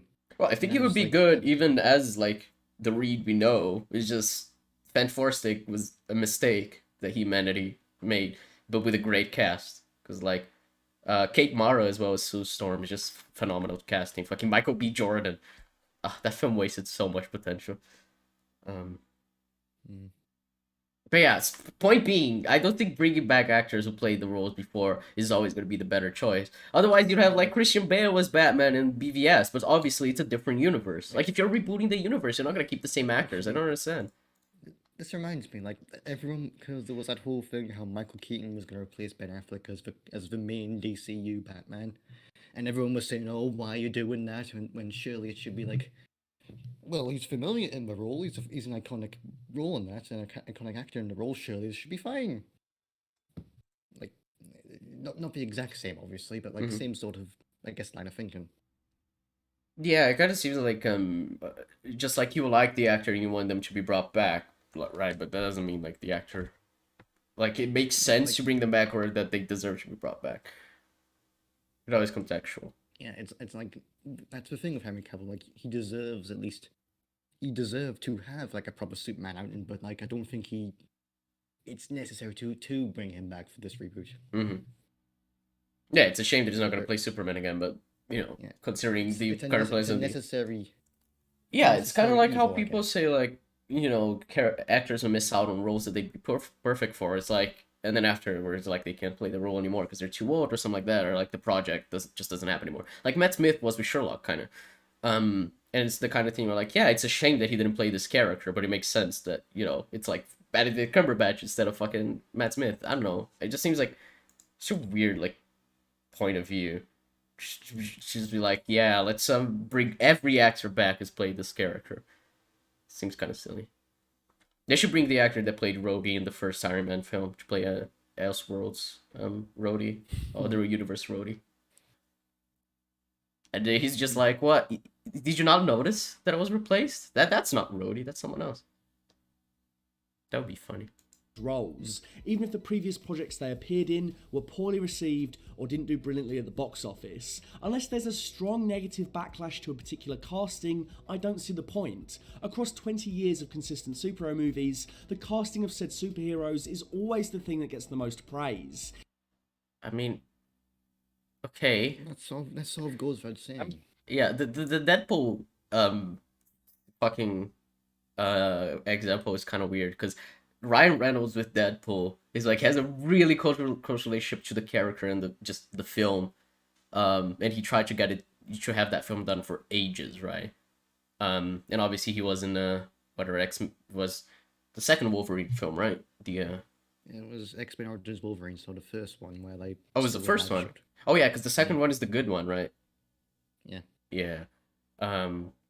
And he doesn't have a mouth. The Merc with a mouth literally has no mouth. That film is so stupid. Anyway. Yes. But bringing him back makes sense because he's the actor who's always like, I want to make a Deadpool film, right? But it's not the same as like. Plus, like, at least with Deadpool, it works because the whole thing is that he takes the piss out of the fourth wall stuff. How like. Yeah, and he even mentions like not being in the same universe. Yeah. Yeah, he fucking kills him. He even he kills the other Deadpool. Like, it doesn't. I don't know. As I said, it depends on context.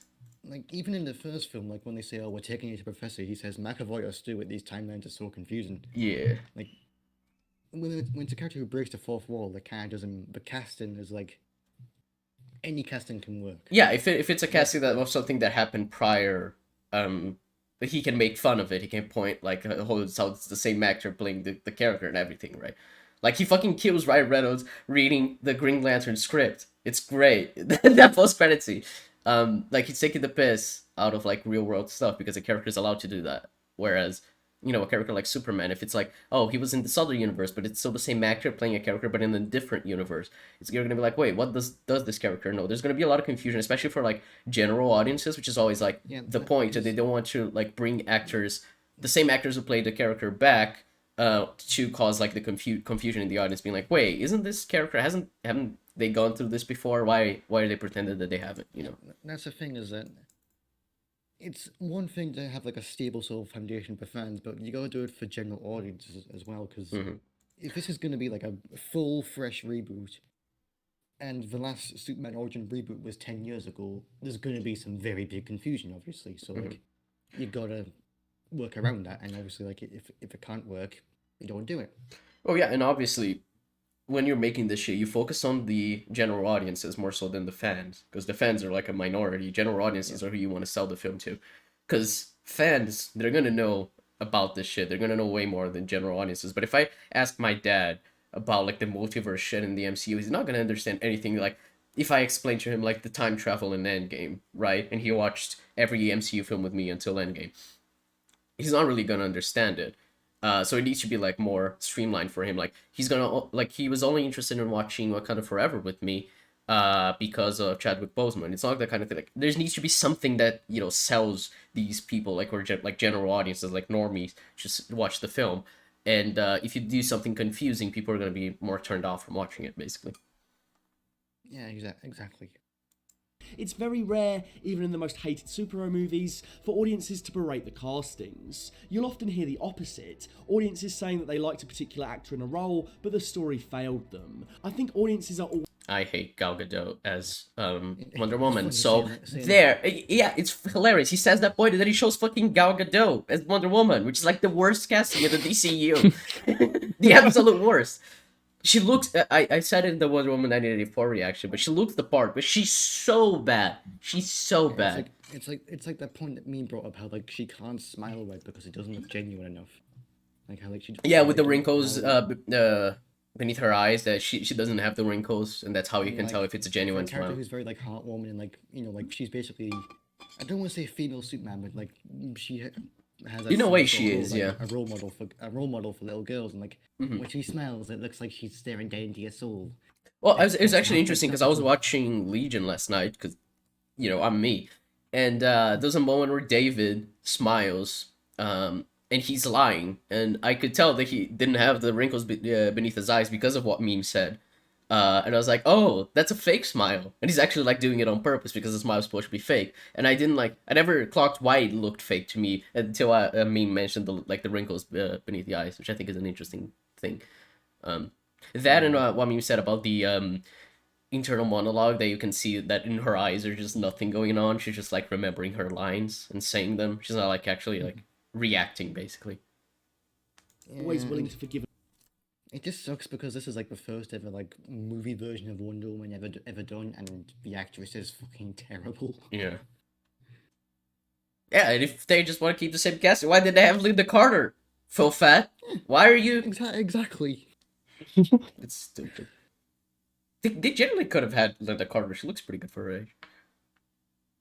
And forget if the preeminent story, the latest script, is good. It's ironic that the movie which proved you could forge ahead with the remnants of a wonky cinematic universe so long as the script is good was in fact James Gunn's The Suicide Squad.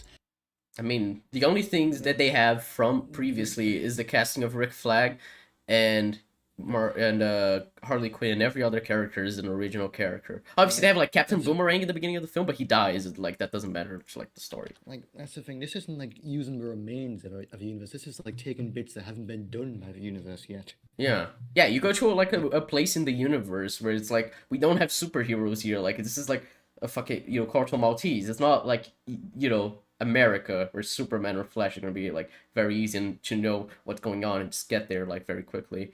And so, regardless of it being in the same universe or not, it's fairly simple. Yeah. It's not a case of him salvaging it. It's just Oh a yeah, case of, Viola like, Davis as well. Yeah. I think he was told you can use any character you want and do whatever you want with them, and like he chose Yeah. like obscure DC villains and such. Yeah. Which is cool because I like every character in this film. Yeah. Though it's like obviously like Margot Robbie, playing Harley Quinn is the kind of thing where it's hard to let go of because it's such an iconic casting decision, I guess. And she was only in Suicide Squad and Birds of Prey prior to this. But like if he's allowed to do what he wants by that point, sure. But then he's like, oh, now I'm gonna run the universe. Okay, I'm gonna reboot it. Right? It's like he wasn't thinking about rebooting the entire universe with this film. He was hired to make a film, right? So it's not the same thing, I think. Like he has a very different like mindset now going forward than he did when he made the Suicide Squad. Because this was done as like him as a director, just making a film. The rest going forward is going to be him as like the creative head of DC. Yeah, even though he It's is gonna be writing good, like the it's gonna- Superman film and a DC TV show apparently, but yeah. Yeah, like it's gonna be different from like I don't want to say like different from his usual style, but like a different sort of mindset. Yeah. Yeah, now he's the Kevin Feige of the universe. He's not just like someone else who gets to make a film. Like he's gonna have like with the Suicide Squad. It was much a case of him doing whatever he wants. Now he's gonna have to like plan out several events for different movies and such. So it's gonna be different. Yeah, just inherently it's a different job, and I guess people like find it like, oh, see, he did this in his own film, so surely he would understand. It's like, there's a big difference in like the role he's playing at DC now. Yeah, exactly. Why are you showing this clip? It's pointless. That movie does it It's a perfectly, cool clip, in though. my opinion. It features all the same cast for returning characters. What? It doesn't. It Oh, features- okay. That was really bad wording. He says that every returning character is the same cast as the original film. But his wording makes it seem like the original cast from the film show back up as the same actors, but that's not what he means. Really weird wording, but alright. Injects some new actors playing new characters into the mix, and ignores everything that happened before without contradicting it. This is the sweet spot because it pleases everyone. If you Not really. People are really upset with this not film. really. The There's a lot of the Ire fans are really mad at this film, actually. Yeah, like there's ones who say, "Oh, the original Suicide Squad is better." When the entire point was that the original Suicide Squad is basically their version of The Justice League. Justice League. Yeah. And like, oh, it's the butchered version. Yeah, it's The actual hilarious. cut will be better. Yeah, it's hilarious that they say like, "Oh yes, fucking we want the Iron cut, but also the original Suicide Squad's way better than James Gunn." You know, it's like, okay, I don't think you're understanding your own cause there. Yeah, and like saying they pleased everyone when you're talking about Snyder fans. Oh yeah, Yeah, Snyder dude. fans absolutely hate the Suicide Squad as well. Like there's a whole thing how like they, according to them, James Gunn and his fans are what we think Snyder and his fans are. I guess. Oh yeah, they think James Gunn fans are cultists and shit. I hate Like- the Snyder cut, like people on Twitter saying the stupidest shit. Yeah. I just remembered the hashtag that was trending today. Sell Oh sell yeah. Zack Snyder Justice League to Netflix. Yeah, and I thought it was Oh my God, hilarious what a as well joke. because people who are fans of like Netflix original like shows and films, they kind of hate Netflix because they cancel like every like Lesbian Project, for example. Every single one of them is canceled, and they're trying to like get Warrior 9 to be picked up by another like company. And then when Netflix was like, people thought, oh my God, Wednesday is gonna go to Prime Video because Amazon bought MGM. They're like, yes, fuck Netflix. Everything should go to like Amazon or to HBO. And then with Snyder fans, it's the opposite. It's like, no, anything that's from HBO should go to Netflix. It's the weirdest shit. Like, people don't know what goes on in the other services. Yeah, I wonder why you would want to give it to Netflix, because I thought the common consensus was that Netflix just produces a bunch of shitty stuff. Well, So you see, it's because Snyder was doing films of Netflix, so that means he can do stuff and his DC stuff at Netflix. oh, even like though he legally couldn't. Yeah. like Army of the Dead. Yes, the greatest. Except you, Yes. you have to use like. Have you different actually have you names seen and Army of the everything Dead, else. Madrigan? I haven't, but I've seen like clips of it and everything that people on Twitter have said about it. I was gonna say we should watch it just because I think it would be funny to show it to you, but it's the worst experience I've ever had watching a film, so never mind. If you want to watch it on your own. I'm not gonna put myself through that again. Yeah, that's what I always hear. It's if the film is not in focus, it's terrible. You can barely see anything Yeah. that's going on. I hate it. you loved 2016 Suicide Squad, then you get to see more adventures with those characters, and nothing that came before is contradicted. If you hated that movie, then you don't have to think about it because nothing is explicitly referenced, and you can just get stuck into No, it is. What? They do reference the original film, right? In a few times. I think it's more or less referencing like, I guess that they met in the first film with how like. Oh yeah, there's a Rick Flag and Harley Quinn, but I also mean like Viola Davis. I'm pretty sure she mentions stuff about the original films, the original film. It's been a while since I've rewatched it, but Yeah, I need to rewatch it, but I'm pretty I'm sure not there sure. are references like directly to the first film. the new storyline with Starro and Corto Maltese. I was happy, Oh my God! Stop putting random clips. floating, staring at the stars. I think 2016 Suicide Squad is a piece of ass. It But one is. thing that always stood out to me was the fantastic portrayal of Amanda Waller by Viola Davis. Oh, okay. I thought I was gonna say about the character. Like the character of Amanda Waller in the first film is awful, but no, yeah, Viola Davis is a good Amanda Waller. It's good casting. Dummy rounds. If I pull the trigger, nothing happens. You're absolutely right. Go ahead, pull the trigger. She elevated the material because she was so damn good at playing the mastermind behind Task Force X. In World War II, the Her figures are on the screen. It's so funny. X. Look at that. Her figures are on the screen. You're killing two people right now, Viola. Oh no. in World War II, the U.S. Navy made a deal with the Mafia to protect its ships on the waterfront. This ain't World War II. It's World War III. Clearly Gunn agreed because he kept on for the sequel, and I'm so glad he did. If Davis never returned, it would have been a casting missed opportunity on the same scale as Mark freaking Strong as Sinestro. Oh yeah, he plays Sinestro. Oh man, that would have been great if the film was good, obviously. But man, such good casting. The same goes for Colonel Rick Flag, an absolute wet flannel in the 2016 movie. The Suicide Squad turned him into an absolute tank with 100% more swag, and I even What? Why did you? Why did you put the More text on screen? swag. Why did you put the text on screen just like scrolling? What's the point? I can hear what you're saying. This is the first time he's put text on screen like the entire video. What's happening, Full Fat?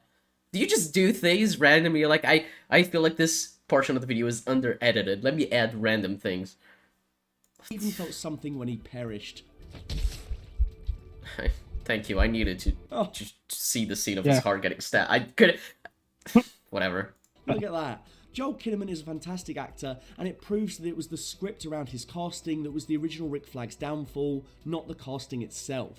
The Suicide Squad didn't need to be a reboot, clearly. It could have recast Harley Quinn, Rick Flag and Amanda Waller, but it wouldn't have changed how good the story was. Instead, it enhanced what came before by proving that those castings had the spark to make them truly great. I was ready for more stories from those characters, and I got it in the form of the Peacemaker TV show. This again... Oh my god. Editing. Learn how to edit your audio. It's so jarring. Like, listen to this fucking cut. I hate actors, and I got it in the form of the Peacemaker TV show. This again... Oh, he was starting another sentence, and then he put the other audio track. Just move the audio track on the right, a little bit to the left, like half a second to the left, and then boom! It's gonna sound perfect. Yeah, when this happens to me, I just put like an exponential fade on it for like two frames. Yeah, I do the same.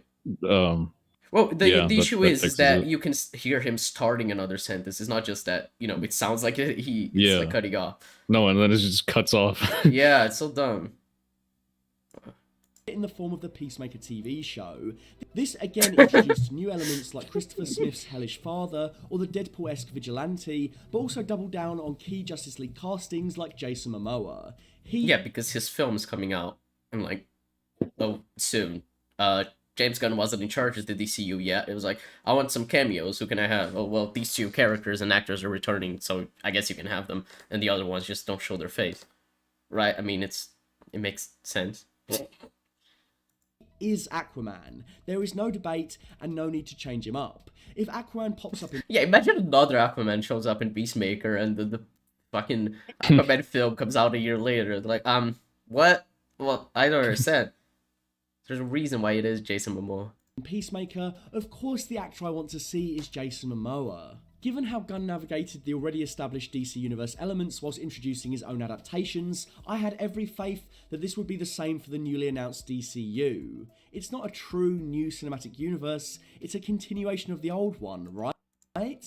No, it's not. It's a reboot. No. It never should be. No, yeah, it never should be. It is a reboot, yeah. Just because they have films that they're releasing doesn't mean that James Gunn's like continuing this universe. It's that these films are already made. They need to release them, otherwise they lose a bunch of money. Some of them, anyway, because Batgirl didn't need to be released. But like, ever since he took over, have you noticed that he's only really advertised Blue Beetle, which is rumored to be like a sort of backdoor reboot into the new DCU?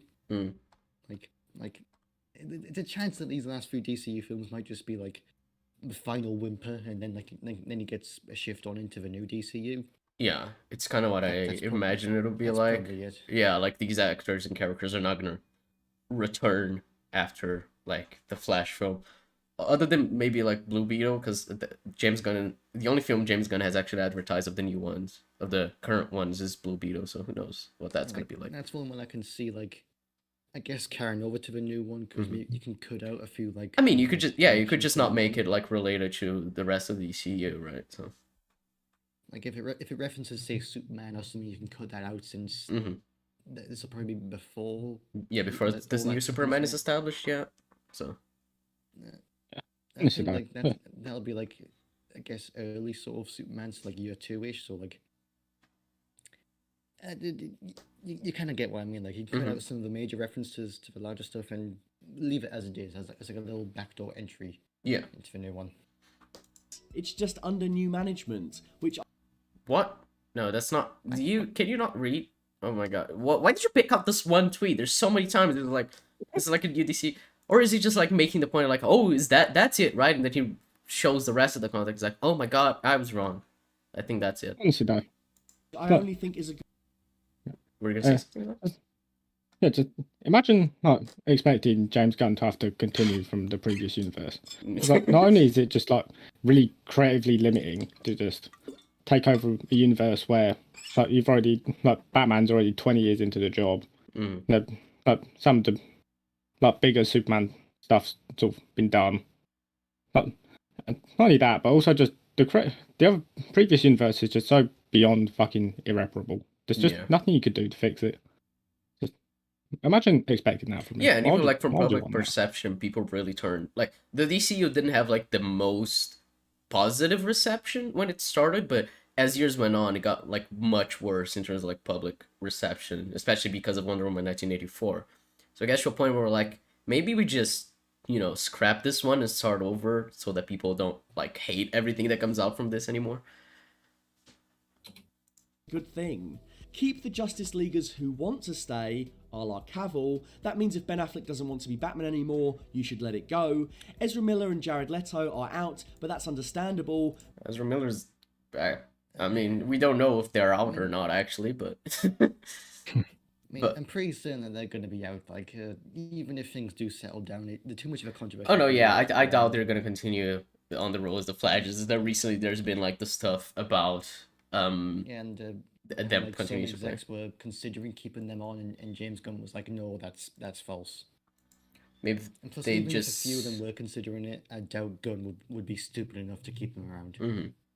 Oh yeah, I mean, Cavill wants to stay, just not letting it. So yeah. Maybe they just did an in-universe reboot, then people wouldn't flip their shit. But I mean, I imagine that's what the Flash film is kind of going to be like, right? That's what's going to kick off the Flash reboot. wasn't going to be like a major in-universe reboot. The most it was going to do was just replace Batman with Michael Keaton. Like now it's been retrofitted, I guess, into like a hard reboot thing, which is just it's so weird. I mean, that film's been reshot to death, so I don't know. Like I said before, but that film has probably been reshot more than Justice League was. Miller is embroiled in several different scandals all at once, and not a single soul on this planet enjoyed Jared Leto's Joker teeth grills. Oh, I'm sorry, but people liked him in the Snyder Cut. That's just very wrong. Yeah. There are a lot of people who liked him in the Snyder Cut for some reason. They think, oh, Snyder did it now, so that's good. Yeah. That laugh that made me want to like shoot my head with a gun. Yeah. Aquaman and Wonder Woman made $1 billion at the box office. The Shazam. Yeah, are you gonna mention Wonder Woman 1984 though, which was a fucking bomb and everyone hated it and turned against the director? No, okay. Family were well received. There's plenty of parts of the DC world that general audiences love and want to see more from. There's no need to give all those things a blank slate. I mean, my friends were like more like normie people than I am. They really are like, man, I hate this DCU. I hope they reboot it soon. Like they don't like any of the characters. Even like if they like a film, they don't really want to continue this universe. Just saying, he really should emphasize on the word parts of the universe. Yeah, it's like so few parts that by that point it's not worth salvaging. Yeah. If you basically what you're doing is salvaging something which is very broken and only parts of it are good. At that point, just dump the thing and then just start over. Yeah, it's probably worth doing that more because it adds to longevity, right? Because like they're gonna have like a younger Superman, so you can have Superman for like many more years. Yeah, exactly. Like the way I sort of see it is, a Superman should be the Iron Man of this universe, for like the thing that really like, kicks it off, the thing that we follow through it, like all that sort of stuff. And the last Superman solo film was 10 years ago. Dear Lord, it was, yeah, I forget that Superman's now entering the point where he should realistically be a father with Lois. And we've missed 10 years of that journey.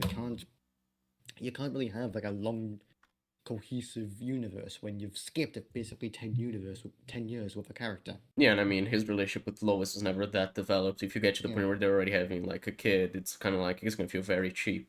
And plus, even with like, you gotta take like the fact that Justice League was technically 5 years ago. Like by now, like he should already have like everything should have happened already. Yeah. Like it's a thing. Like even if like some of the casting was good, some parts were good. That doesn't make up for all the shitty stuff that went down with it. Yeah, I mean the planning of it was like a huge issue, and it gets to a point, like you said, like 5 years ago was when Justice League released, and we haven't seen any news on Superman other than like Black Adam, and so like, well, we skipped so much of his character. Like I actually pointed this out in my notes actually that it's been 5 years technically since the Justice League happened, and the only project I actually really featured with Justice League was Peacemaker. Only two of them actually showed their faces, and the only other project actually really reference a Justice League member.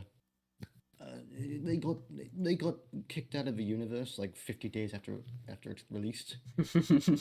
So yeah, like it's a disaster.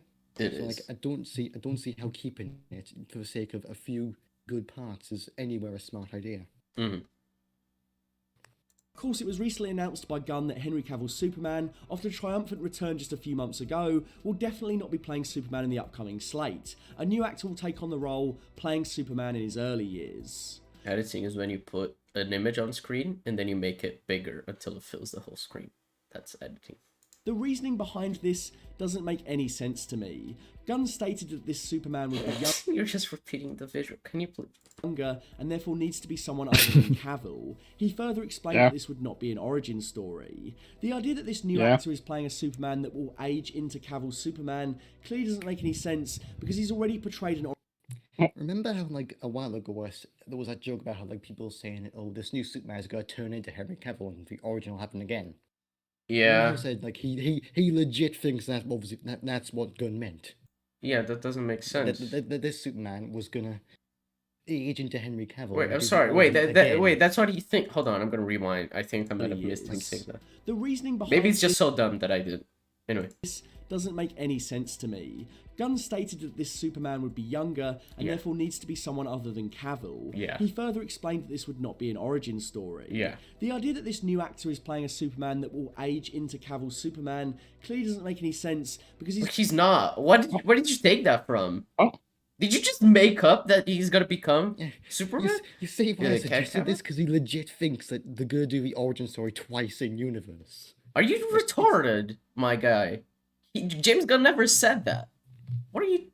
What? Because like, if you're doing you can't really do like a younger Superman when like Cavill's Superman was firmly Yeah, in the origin story at age 33. Like, because Jesus reference. I love Snyder. Yeah. I'm confused what you mean, full fat. James Gunn never said he's gonna age into Henry Cavill. That was never the idea.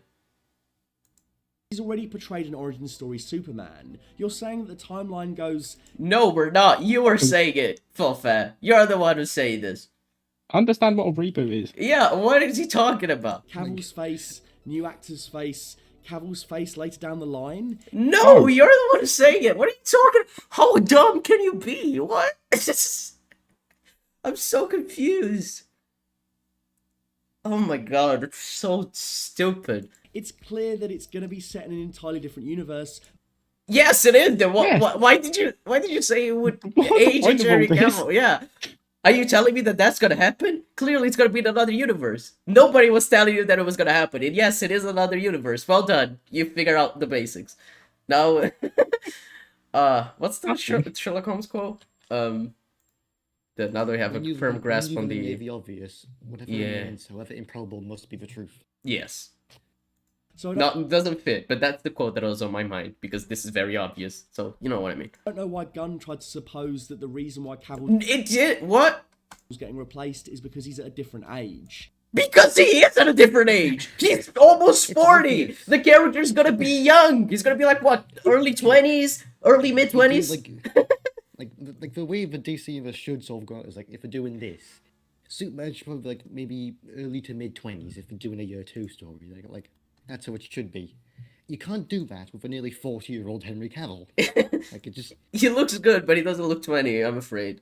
Like you can tell. Like no offense to the guy, but you can tell he's getting on a bit in age. Like, Oh, it's the same kind of thing as like Tom Cruise. They both look very good, but you can tell that they're not, 20 years old anymore. You can't. You can't pass them off as that age. This is so dumb. Neb said this feels like a Goodell right now, and it does. I'm so baffled. If we're not doing an origin story, why not set it sometime after Black Adam? Because we're rebooting the universe with a young Superman. Did you not read what James Gunn said? We're starting over Superman's story. Just because it's not an origin story doesn't mean it's not a young Superman. It's like asking, why isn't the Batman with Ben Affleck? Why isn't it set after the Justice League film? Because, it's not an origin story, so it doesn't matter. It's like the same thing you're saying. It's so stupid. Yeah, like It's like, really weird it's we're what the going Batman into did. this logic Yeah, go after on. MCU Spider-Man. What do you mean? So, MCU Spider-Man wasn't an origin story. It was never intended to be. Right. And obviously they did a recast. Yeah, as someone younger as well than Yeah. Andrew Garfield and restarted the story. Yeah, that's actually a good point. It's doing the exact same thing as that did. And I feel like that's one of the very good things the MCU's got right. We've seen enough of these origin stories that we could kind of cut to the chase Yeah. and focus. Like the same with what on the other Batman did. elements. We'd seen like the Waynes die over and over again, and Matt Reeves said he had nothing to add to it, or he didn't want to touch it. So like he just did year 2, which accomplishes the same as a year 1 story, but you can get skip more to the good origin. stuff. Yeah.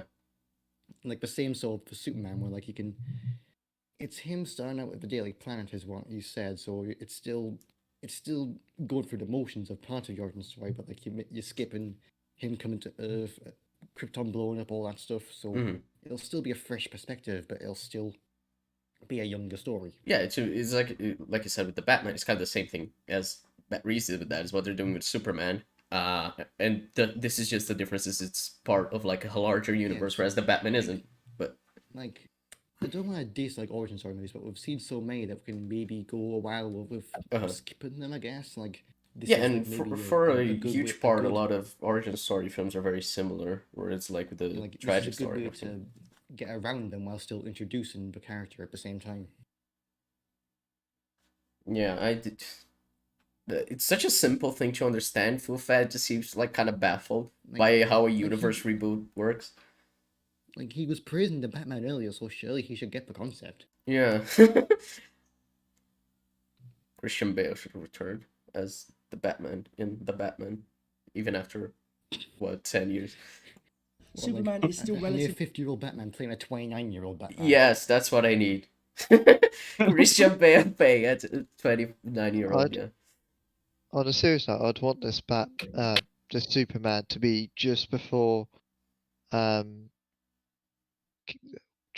Kent. Is it John Kent?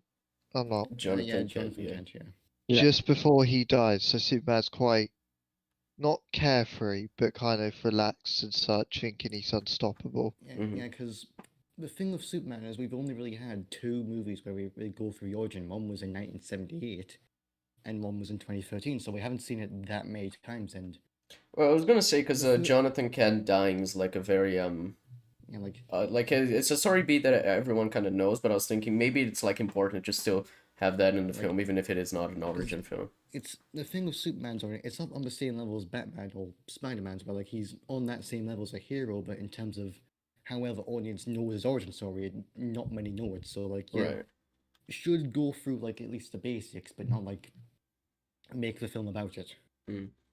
Yeah, I just think because like Jonathan Kent dying, is a scene been done a few times, but it's also like it would be interesting to have the film start before Jonathan Kent dies, because if you start afterwards, it's gonna feel a bit weird to have him be in that like emotional state, and if you can have like a more characterizing him before, and then the justification coming for like how he becomes like a different person, and you know having his arc in the film be related to that could be interesting, but we'll see because James Gunn's writing it, so it's probably gonna be good. Nicolas Cage is young Superman. Yes. Yes, please. That's what I want. Early in his career, Nicolas Cage as Jonathan Kent. That would actually unironically be good casting. We're talking about what Full Fat wants. We need Nicolas Cage as young Superman, a 20-year-old Superman played by Nicolas Cage. Then begs the question, who is out, who is in? Jason Momoa is rumoured to be playing Lobo in this new universe, a move that I sincerely hope doesn't come to pass, and not because he wouldn't be right for that role. You want me to buy into a new DC universe, but have the face of Aquaman running around in a different costume? Yeah, I mean, to be fair, it is the kind of same thing that I was saying earlier with like confusing the audiences. I wouldn't personally have the same actor that came before play another character in the new DC universe. I think the thing that I would do is that I at least wait a while after the last Aquaman film to introduce Lobo. Like, at least a good few years where, you know, you can somewhat buy it as like a new character and such for general audiences. Like they're not gonna introduce Lobo like 2 or 3 years after the last Aquaman movie. So Yeah, I mean, if it's a while after, then yeah. If it's right after, then it would be. Let some time pass to like reuse some actors. Yeah, yeah, I would agree. It shouldn't be right away. I wouldn't use him at all, but if you do, if it's not right away, then it's better. Neb made this meme. It's funny. I'm showing it to chat. So yeah, the 5 stages of grief from losing Henry Cavill as Superman: denial, anger, bargaining, depression. That's where Full Fat is. Wonder Woman 3 might be dead, but Gal Gadot's Diana is... No, please recast Gal Gadot for the love of God.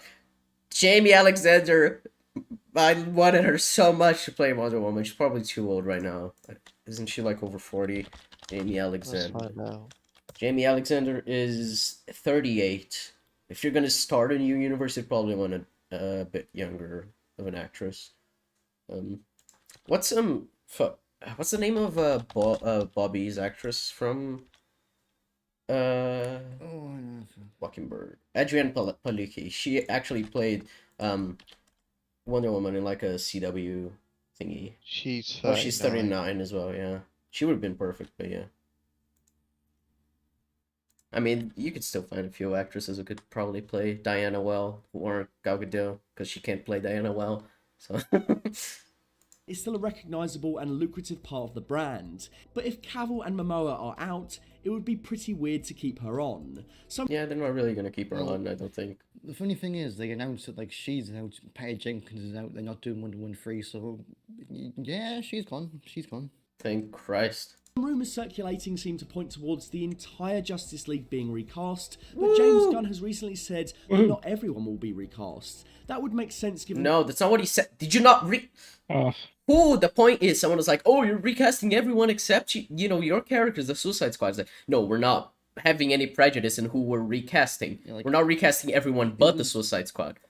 It was pretty, I guess confusing with him, but it was him saying that they're not recasting everyone but the Suicide Squad. They're saying, because everyone was saying, oh, you're going to recast everyone except your characters. And it's like, no, we're not recasting everyone but the Suicide Squad. It's not without prejudice. Yeah.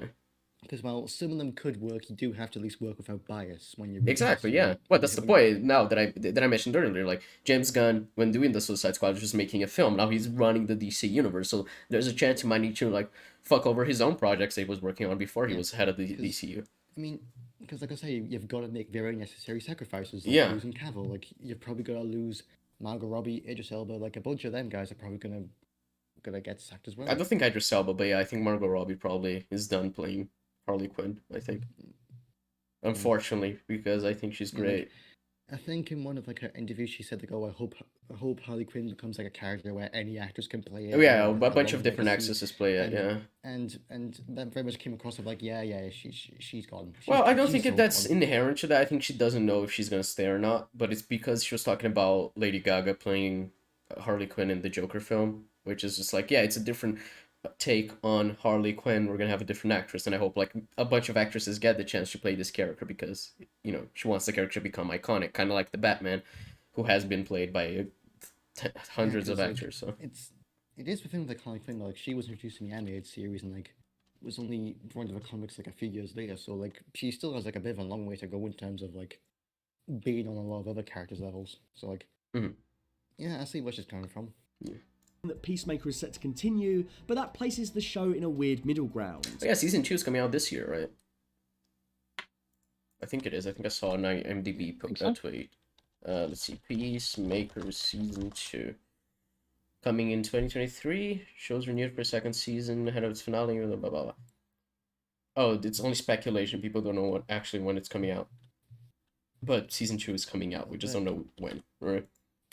But if we're honest, like the new DCU stuff isn't going to kickstart until like I'd say 2024, 2025. Yeah, it's going to be after the current things that are already can come out and because like this is going to be like a weird, I guess, middle ground until the new stuff starts, but stuff will still come out. Yeah, I mean they could just finish. They could finish the Peacemaker story and then reboot the universe. It could very easily do that. It would be a shame to lose the characters that James Gunn introduced with the Suicide Squad and Peacemaker. with the new DC, because like fucking Ratcatcher 2 is like my favorite character in the DCU. But I'm very chill with like, okay, we're done with this story, we're starting over a new one that's actually more like properly planned, I guess. Or I guess you do the Flashpoint, the hard reboot, but the events just stay similar. Just Yeah, a few that's discrepancies. what You people have said, could. that if you do that, you can do like the Flashpoint, and you have like, you can introduce new versions of characters have been prior, but you can still keep some of the old ones. But I think if from James Gunn just like taking over, I think the ideal thing would genuinely be just like reboot it from scratch. But Yeah, who knows? because I'm not saying this does, but if he does the reboot and he keeps a lot of his old characters, but a lot of the other actors that recast, it can come across as being a bit biased towards his actors. Mm-hmm. Yeah, even though his would be the ones that fit the most in this new universe, because they're not. It that would really- fit, but it can come across like he's being biased in his new position, which Yeah. it would be fine for him to do, but like it's when he's this early into the job, you have to like. In my opinion, the one actor who should remain is Kristen Wiig as Cheetah. She's the only character who should continue carry on. Pedro Pascal, he could play a character in this new DC universe that I would like. After like rewatching bits of extra we did, I so want him to come on as like a proper role. Yeah, like he I mean, deserves like a good role. Yeah, I think it could be a good. Maybe Lex. I think it could be an interesting Lex. That's an interesting choice. I didn't think of that one. Yeah, I mean, because like he plays like the businessman in Wonder Woman 1984. Obviously, he's very over the top because like the like the way the film is made. But if you make him like, because he's very good at portraying these emotions and like having this like guilt behind his eyes and everything like that. But he can also like play as someone who has like an ulterior motive really well, shit like that. Like he played that really well in Wonder Woman 1984. Obviously, the issue is that's the only role I've seen him in where he's good. I've not seen Game of Thrones, but he's really bad in Mando, and he's really bad as Joel in the Last of Us trailer, from what I've seen. So maybe he doesn't have the range that I thought he did, but I think he could play an interesting Lex. If he's more like early Lex, right? That's more, I guess, insecure rather than like the basically like what Jesse Eisenberg's Lex was trying to be, like the sort of. Yeah, I was actually picturing kind of like Jesse Eisenberg's one, but kind of more like less Joker-ish and more just like insecure and like insecure in his own like abilities, rather than Lex and BVS was just Joker, basically, and Riddler. Pretty much, yeah. Tom Holland should be Lex Luthor, if you ask me. Yes, please. Tom Holland should be the new Superman. Jeff Bezos should be Lex. I mean, so we're saying that the Justice League needs to be changed up, but John Cena, Viola Davis, and the others are going to be exactly how they were. That's not what James Gunn is saying. It's not what he said. James Gunn hasn't said who he's changing so far. Who is going to be changed. Just said some of them are going to be changed. Like Superman, just like we're not going to continue with Henry Cavill. Other than that, we don't really know like anything, right? In terms of like actors continuing. I guess Gal Gadot. Like the early stages, like films haven't even been really announced yet. All we know is that a Superman film is happening. Yeah, and he said they're releasing this year, like maybe this month, like a slate of the projects they're working on. But even then, it's not going to be a full slate of what they're working on. The first 3-ish years of like what the new slate is going to be. Yeah, and even then, it could still be like a fraction of what they're planning in terms of building stuff up. So really, we know nothing.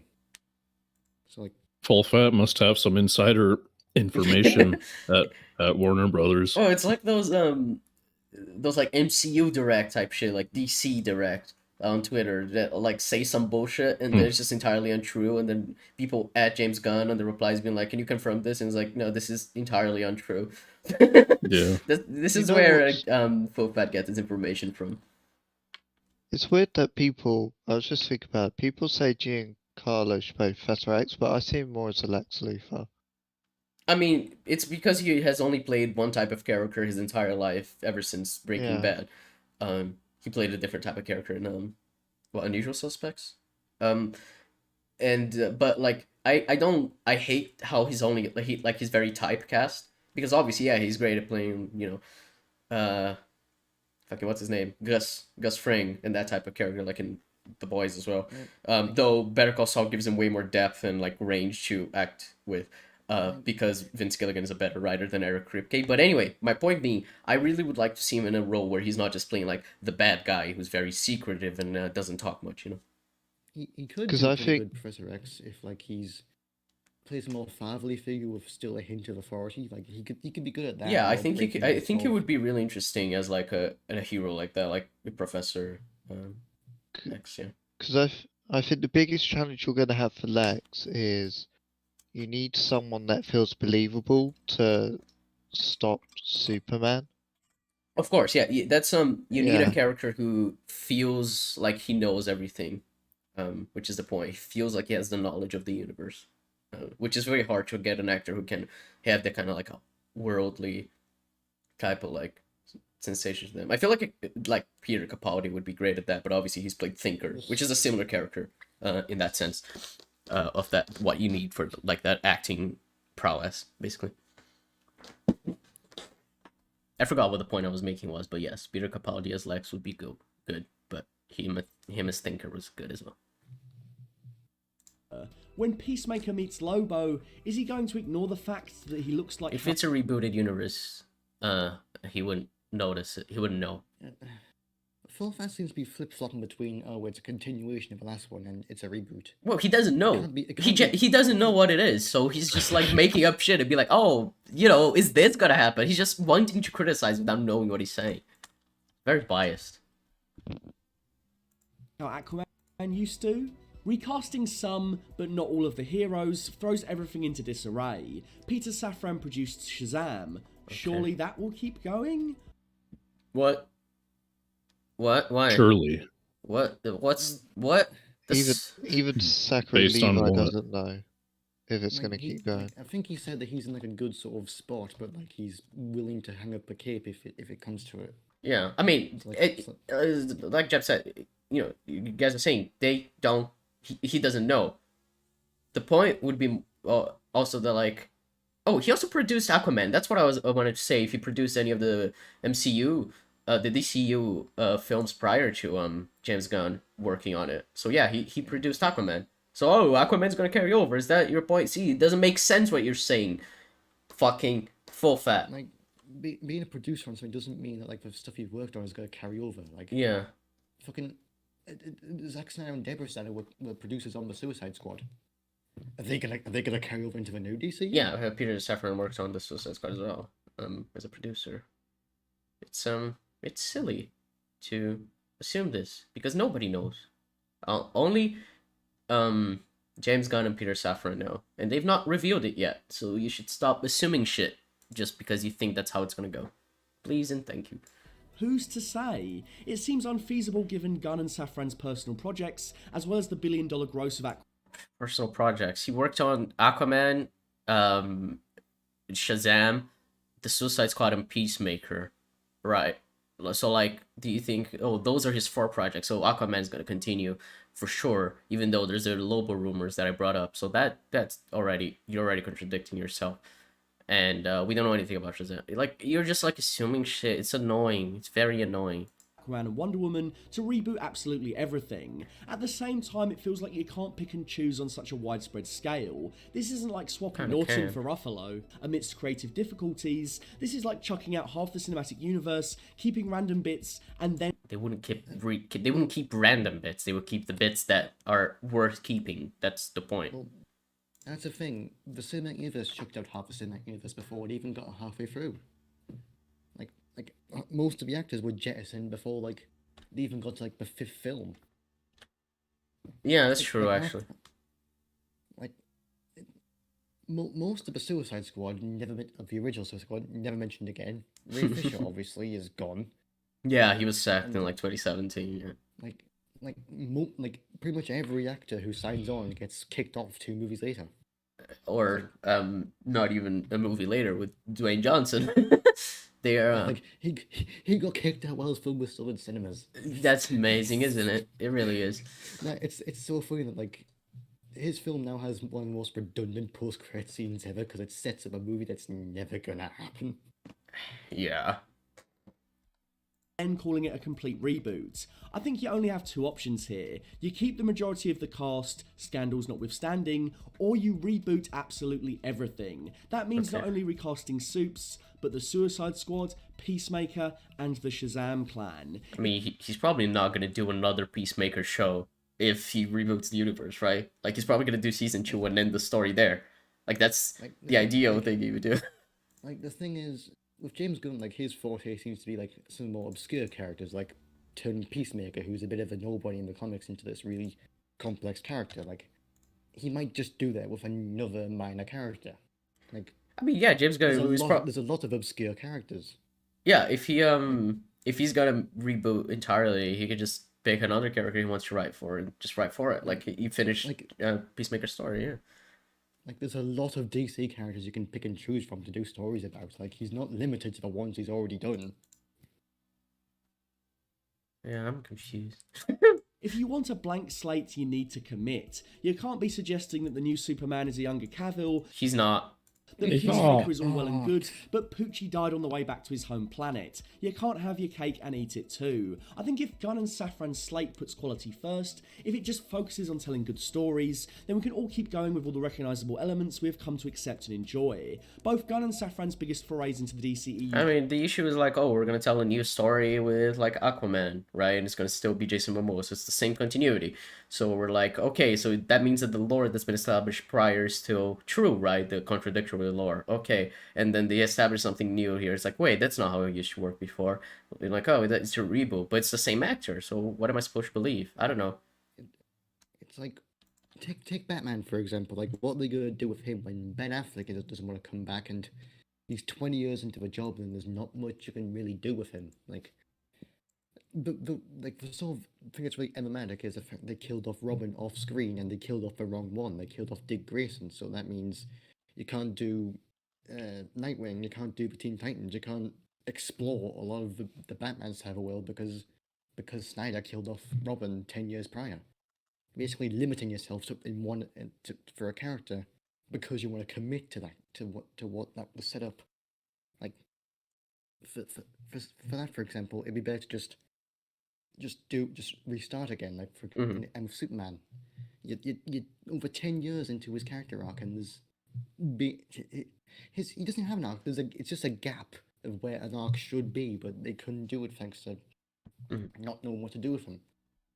And now all you can really do is just do what Superman and Lois is doing, and him with a child in that. Yeah. Like, really, the new stories you can do is not that many. It's just a case of if they just find another obscure character, which is exactly what James Gunn can do. It's like, really, what would be the point of continuing the old universe if, by all accounts, just rebooting would be a better idea? I agree. Prior to their takeover, prominently feature specifically the Henry Cavill Superman. Shazam might infamously cut off Cavill's head, but there's no denying that this is supposed to be the Man of Steel Kryptonian. Bloodsport's whole deal is that he shot Superman. This is a sequel to a Suicide Squad that featured... I mean, it could be a different Superman that he shot. There's no reason why not. That's the thing, like, they don't show the Superman that he shot, and, like, aside from the old connections, you could totally imagine this is just like a random DC universe where he shot Superman. Yeah. It's really not really tied down to that much. Batfleck. Yeah, James Gunn said you could watch the Suicide Squad as a sequel or not. It's, it doesn't really matter if you do or not. It doesn't really change like the film that much.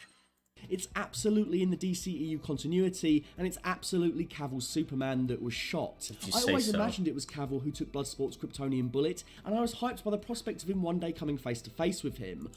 I think you missed the point of the Suicide Squad if you want these two to like, or maybe just face to face. We're gonna see these two characters just meet, I guess. Bloodsport now being a good guy, and they're like, "I shot you once," and Superman's like, "Yeah," and then I don't know how the conversation would go, but I guess that's exciting. I don't know. I wonder how Full Fat feels about The fact that Daredevil is Charlie Cox and Kingpin is Vincent D'Onofrio, when Charlie Cox has come out and said that this new reboot of Daredevil is completely like separate from the Netflix trilogy. Yeah, I'm curious. So I wonder how full fat, what mental gymnastics he has to take to understand that. I think you would just say, "Oh, you're rebooting, but you're still keeping the actors because the actors are recognizable in the roles." I guess, like you said, you're like either you continue with everyone, replacing only like Ezra Miller and that type of shit, or you just recast everyone. And Marvel was like, "No, we're not gonna recast Charlie Cox, or we're continuing with everyone." Yeah, it was the kind of thing where like, if Foggy isn't fucking, I forgot his name. But you know, the actor Henson. Yes, yeah, exactly. if what or about like his Karen side characters? Yeah, if Karen isn't Deborah and Wool, you know, I'm gonna be like very upset because you're not keeping every actor. That's the kind of issue, because if they just did Daredevil in this new universe and it wasn't Charlie Cox, I wouldn't be nearly as like annoyed, because I just like, okay, it's another character. I don't care. But because it is Charlie Cox, I'm like, you're ruining the character that I love from the other show. Even if it is like another universe, you're still using the same actor, you know. Which is why it's kind of good to replace actors when you're rebooting shit like this, I feel. To not like have like the baggage carrying over as much. I talked it up all the way back in summer 2021 in my Suicide Squad review. Hell, I think Black Adam should face Shazam predominantly. Superman kind of seems like photoshopped onto this photo. I don't know if it actually is like a panel that has Superman originally, but it kind of seems like he was just put there to be like, oh, see, no, fucking Black Adam, he's always been a Superman villain. See, Superman's there, watching as these two fight. Why is he not joining? Why are they the two fighting? That's a weird panel. He just looks like he's floating there, cheering them on. Yeah, it's like, you go, Shazam. No, he just sat there full with like a popcorn. Popcorn, yeah, like watching the two fight. But that doesn't mean I wasn't down for Cavill to have a punch up with The Rock. Bring it on. You've gone as far as tying in Cavill's Superman to all these different bits and bobs, but now is the time. All these different bits and bobs. He was in one thing. He was only. He showed up in one movie. Yeah, he's only in Black Adam. It's because he thinks it's 100% definitely for real, 100%. Henry Cavill Superman that they're referencing in the Suicide Squad and in Peacemaker, because, you know, we never see his face, but they say Superman, so obviously it's the same one.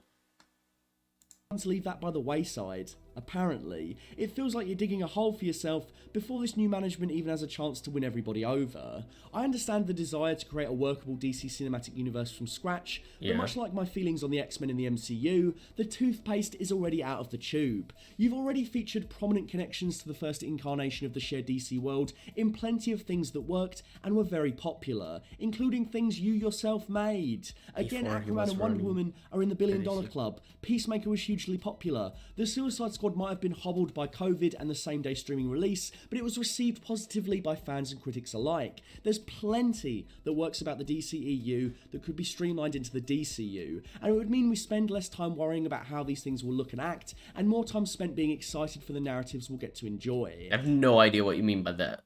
Because it's the same actor, I'm gonna be less worried about the actor, because when the film comes out, by that point, you don't have to worry about like the casting anymore to see if he fits, because he will already have fit or not as Superman, the new actor, right? What?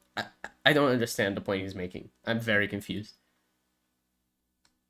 Maybe Superman is one of the only recastings. Maybe Peacemaker will continue his fight. Maybe Amanda Waller will still be the excellent Viola Davis. Maybe Jason Momoa will indeed remain as Aquaman after all. Okay. But Cavill's Superman will still hang over this new wave, whether he's there or not. Andrew Garfield's I mean, yeah, people will remember the old actor who played the role before, like people did with comparing Ben Affleck to fucking Christian Bale, or compare, you know, Christian Bale to Michael Keaton to fucking George Clooney, and every actor who's played the same role is going to be compared to the others. Andrew Garfield to Tobey Maguire, as he's saying, like, yeah, it's going to be compared. What's the point? Obviously, they're going to be comparisons. Superman actors, like, Cavill was compared to Brandon Routh, Brandon Routh compared to Christopher Reeve. Obviously, yeah. It happens with every character, every actor who steps into a big role like this.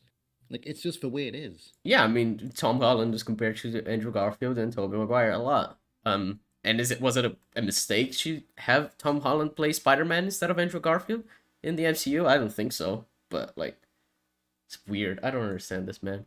Spider-Man movies might be reclaimed by Twitter as some kind of misunderstood masterpieces. They are. Anyway. But let me reassure you that both amazing movies were scorned upon release, and rightfully so.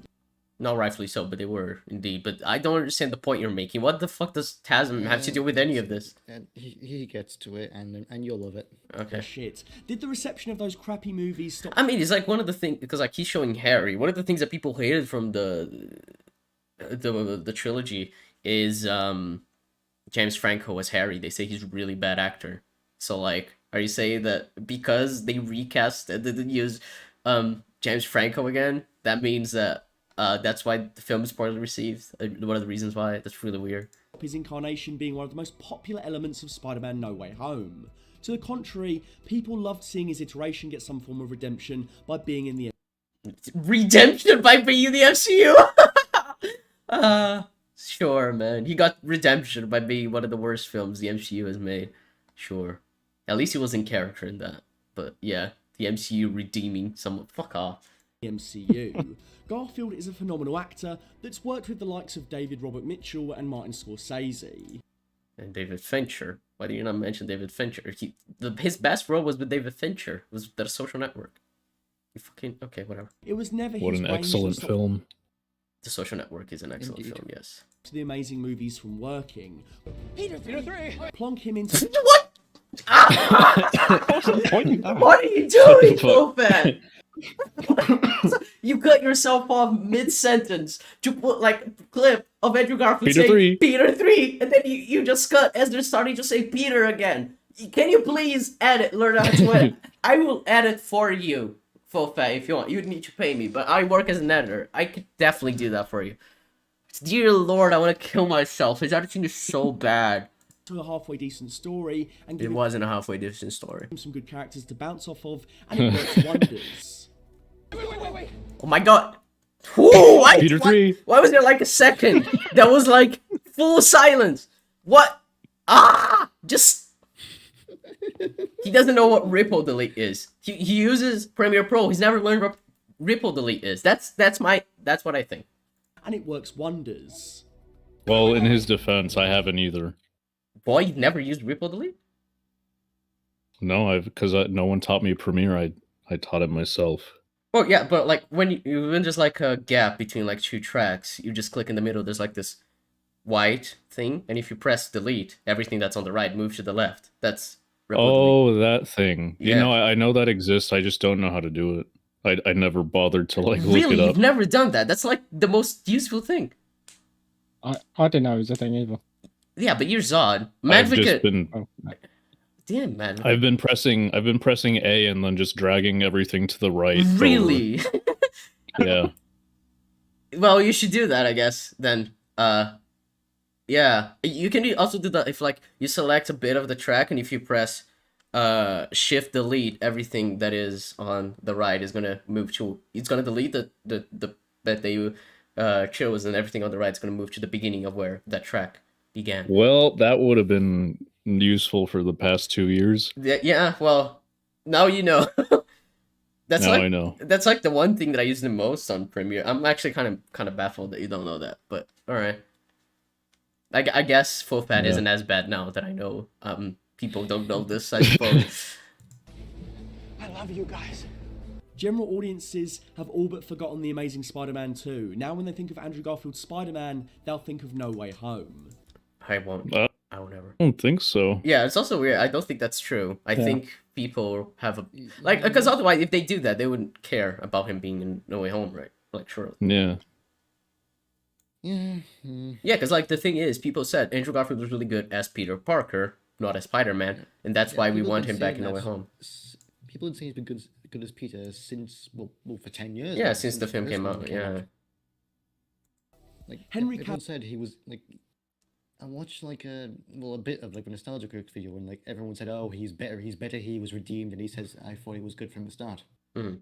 Like a lot of people think he was good from the start. So Yeah, what's- yeah. People think his acting and his portrayal of Peter was good from the start. Just other aspects of the film were things they didn't like, because people were cringe.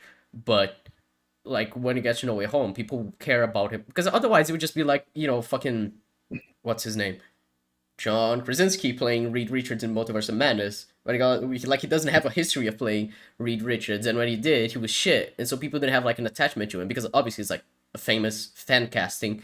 But when it got to the film, he was so bland that people turned on him like immediately. People didn't like him in that role. So, you know, if it was like a version of Reed that has already come prior, even if it wasn't like a great cameo like it wasn't a great cameo in Multiverse of Madness already, at least it would have been like another version that came prior, so you could have like that connection, be like, hey, I like this actor, you know, they played in the Fantastic Four like 20 years ago. Yeah. Andrew Garfield's Spider-Man, they'll think of No Way Home. Henry Cavill isn't as versatile an actor as Andrew Garfield, don't get me wrong, but he's a pretty good Superman. I don't see why the guy that showed so much promise almost a decade ago in Man of Steel should be wiped aside whilst we still have so much of... Because it was a decade ago. You mentioned it was a decade ago. That's when he was like young enough to play a Superman like that. When he was like, what, 29? It is 2023 now. He's getting older. And I don't think he can play Superman, a young Superman at that.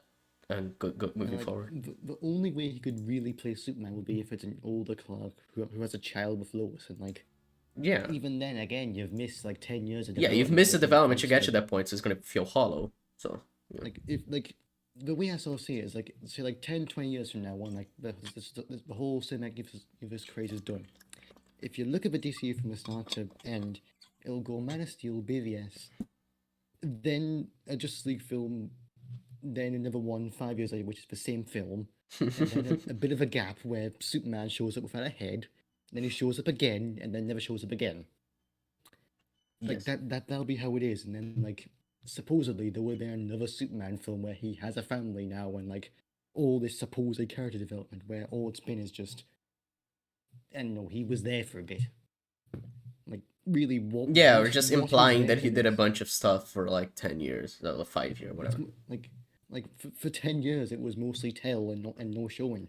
Exactly, which is terrible to like if you actually want to build a character, especially someone like Henry Cavill, but not Henry Cavill. Superman is supposed to be like the face of the universe. Like yeah, like this is like he's not really.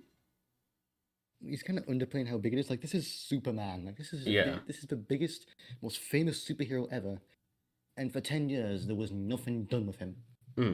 Which yeah, it wasn't Cavill's fault, but when you've done nothing with him for 10 years, then do another sequel and expecting all this fanfare and like saying like, oh, he's come so far when he's really come about like maybe a meter. it's at that point, what's the point? Just reboot, because it's just baggage at that point. Of what he kickstarted still in play.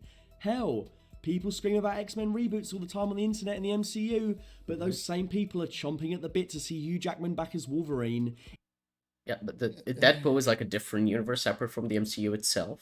Plus, at least with Deadpool, like a lot of people's concerns of that is that they're going to undermine Logan, and at least with...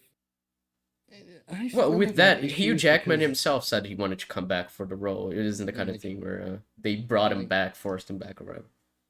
Yeah, like it was him that asked, so like it's different, but like there's still some level of concern for some people, so it's not that everyone is on board for it. Yeah, it's clearly not the same. Yeah, and if they were to do an X-Men in the MCU itself, I would rather other actors play the characters we've seen prior. This is like a bit of a not so much known fact, but the only reason they can't recast is because like the contracts and stuff from the last Fox universe is still in play, and it won't be undone until like 2024, 2025, I think. Oh, I didn't know that. So they legally can't really recast until then, and so that's why they brought in Patrick Stewart as Professor X and all that stuff. So this is less to do with fan stuff and more just a case of we can't do anything until then. Inhumans was an absolute disaster, but Anson Mount's Black Bolt was praised as one of the best surprises in Multiverse of Madness. The best surprise when he blew his own brains out. Yeah, I mean, the actor is alright. He loves the character, and I don't see any reason why not to bring him as that role, because this is a different thing. We're having like a multiverse thing, right? Like, it's just like a cameo. That it's not like a big story thing where it's like, this isn't like a sequel to Inhumans. This isn't even the same Black Bolt as it is from the show. So it's just the same actor. How does this correlate with Superman? Because like unless you do a No Way Home style film where you bring in Brendan Roof, Henry Cavill, and whoever comes Christopher next. Reeve. It's They do a CGI Christopher a Reeve. digitally recreated Christopher Reeve. Yeah. Unless you're doing that, feasibly, where could you bring him back if you're doing like a reboot? Yeah, genuinely, I don't understand. Like, it makes no sense. Like, really, what is he asking for? Well, Fofad seems to have no idea what's happening or what he wants. He's just saying shit. He's just mad. He doesn't really know why. It's the same with all people mad that Henry Cavill's not Superman anymore, saying, "Oh, you robbed him of his role." But and like, outside of him not being cast, what could he do? Mm-hmm. Menace 2 2013, 10 years later, Menace 2 Way of Krypton. I get that reference. That unironically, that pretty much was it, because it was announced as a sequel to Man of Steel, not even a sequel to Batman v Superman, just a Man of Steel 2, so it basically would be Way of the Avatar version of Superman. Yeah. It would be really weird to do like an Avatar 2 style sequel to Man of Steel, because you're like, so much happened in this universe, and you're back with Superman, and like, I didn't get involved. I was just chilling. Yeah, it's like, and like, you have to work around like the supposed Snyder deal, because like, did that canonically happen, or was it different? And like, Ugh. it's the thing where 90% of the universe just didn't happen. Yeah, we have no idea what is and isn't canon at a certain point with the DCU, and like, maybe restart it so we know what actually is canon. Yeah, like, it's like the issue with She-Hulk in the finale, where they rewrite the finale with like Kevin Feige, and we're like, so what is canon about the show? I don't actually know what actually happened, because you changed the events, so surely what caused these events to happen was changed as well, and we don't know. There's no confirmation. So by that point, like, why should I get invested in any of this story? Like, I don't know what any of it that happened actually was like. Shut up! Happened. It was very comic accurate. I'm sorry. Yes, I love the comics. It's like when like the canon, the actors, and the even just it being a stable universe in and of itself is in question. What's the point in continuing it? It's just, it speaks for itself, honestly. Mm-hmm. Black Bolt, from that horrendous Inhumans TV show, got a do-over, and Henry Cavill's do-over is a bit of an overstatement. He showed up for 5 minutes and killed himself. Yeah. If that's a do-over, I don't want to see Henry Cavill get that do-over. Imagine he shows up for 5 minutes in like the Blue Beetle film, and then he ends up fucking killing himself. This isn't really the same as Andrew Garfield in No Way Home, like, because at least Andrew has like a bit of a big role in that film. Yeah, and it was like an actual continuation of like his character, right, from 2002. Whereas everything in Multiverse of Madness is straight up just a cameo. They're there for less than it's just 10 from another universe that we've never seen before, being introduced now, and they show up for 5 minutes and they all die. So it's like, I don't really care about it. Like, so it's really, his comparisons within the MCU aren't even sound, for God's sake. Yeah, the only comparison that makes sense is Homecoming, which you had mentioned earlier, because it is like recasting the actor and bringing him into the MCU without showing the origin story, which is the exact same thing you're doing with Superman. It's just, you can't even get the right MCU comparison. Superman didn't. I don't want Aquaman the Lost Kingdom to be Jason Momoa's last movie as the character. I really could take it or leave it, honestly, because I really don't care about Aquaman as a character, and Jason Momoa, he's cool, I guess, but does anyone actually care about him like that much? I've never seen people be actually invested in it. I guess like someone like me can better eloquently say this, but like the reason he was cast was to make Aquaman cool. Yeah. And now everyone thinks he's cool, so he's kind of served his purpose, really, to make... you could just cast another, like, strong-ass guy who looks good in water. Like, for one, you could actually make him blonde in the next version. Yeah. Yeah, it's more comic accurate, but people don't care about comic accuracy when they're talking about James Gunn, because fuck James Gunn. I hate that guy. Apparently so. Kingdom to be Jason Momoa's last movie as the character. In spite of Wonder Woman 1984 being a misfire, there's still enough goodwill. Misfire. It's an understatement. Will for Gal Gadot and mascara following. Finally acknowledged it. There's no goodwill for Gal Gadot. She's terrible. Even like general audiences think she's a bad actor. Everyone on Twitter thinks she's a bad actor, except for like Gal Gadot stands. It's really insane how people don't like her. And even then, just as an actor, people just don't like her thanks to the bloody thing she did in Lockdown with the Imagine video and. Oh yeah, that was hilarious. I forgot she did that. Yeah. And how she kind of outed herself as a Zionist. Oh, she did that? Yeah, she offered her support to Israel, I think. During the Israel-Palestine thing. Right, and she's Israeli, so yeah, big of which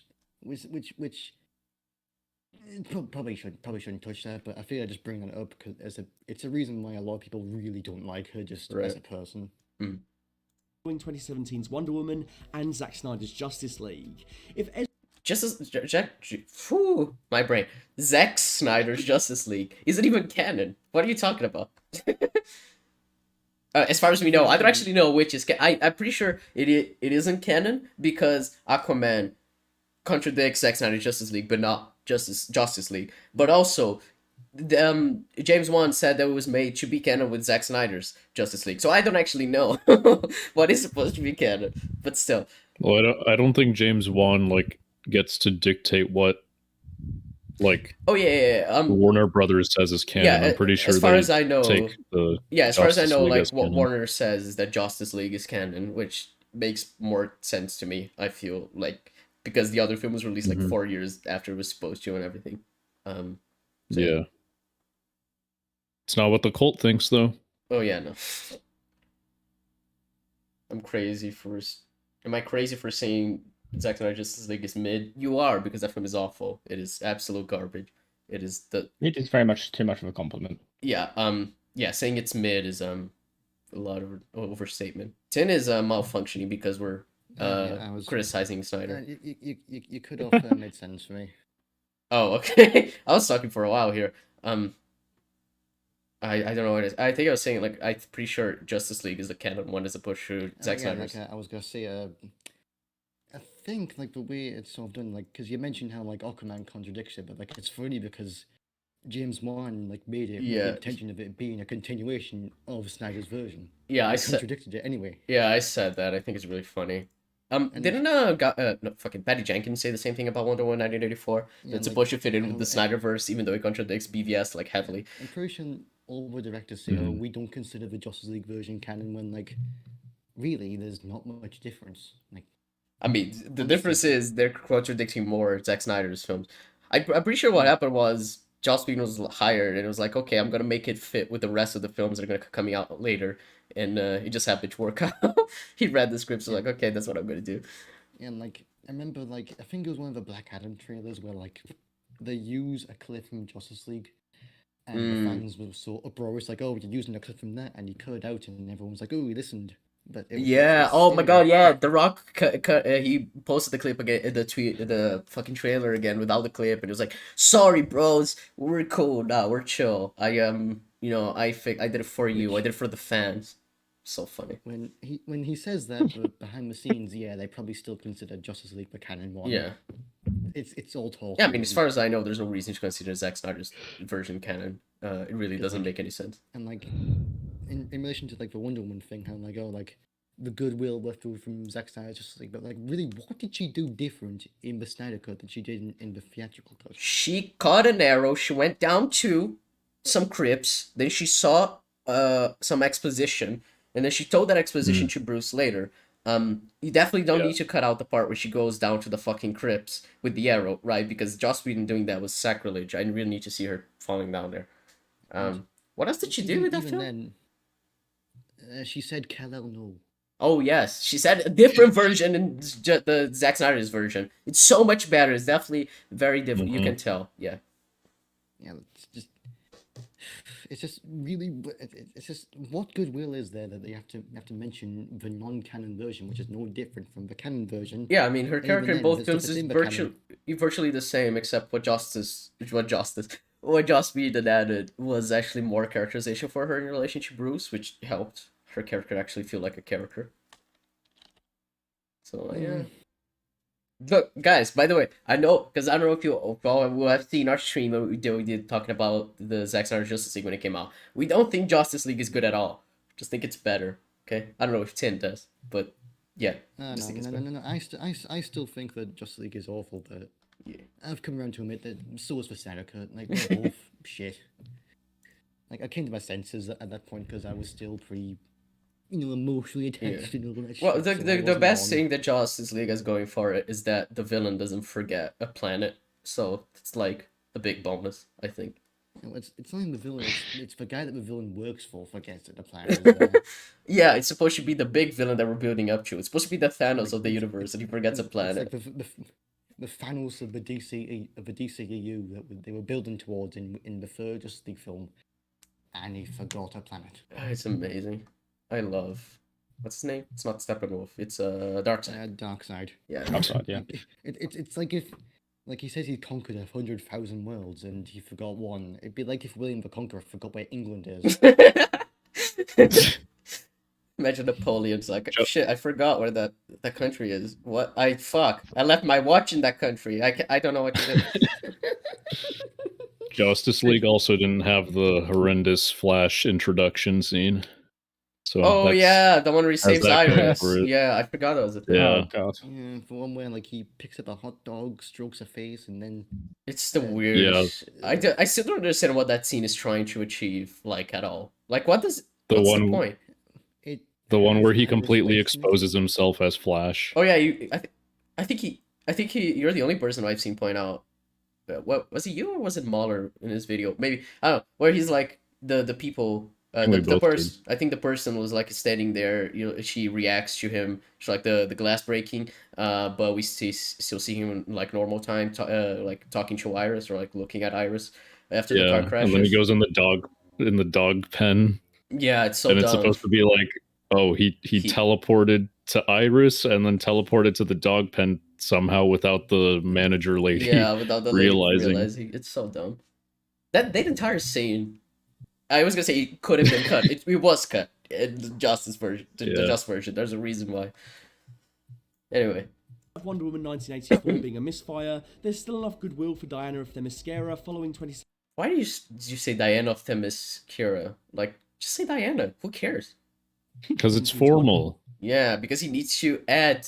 He needs to show that he knows what he's talking about. Wonder Woman and Zack Snyder's Justice League. If Ezra Miller didn't turn out to have a whole host of abusive crimes to his name, there There. This video was posted 13 days ago. Do better. Their name. would have been no reason to recast that very workable version of Barry Allen. It's funny that this is the one character... His suit looks so bad, man. Jesus Christ. And when I say Oh, his, I mean the character Barry. That's why I said his. But yeah, The suit looks like a Van Gogh painting compared to his haircut.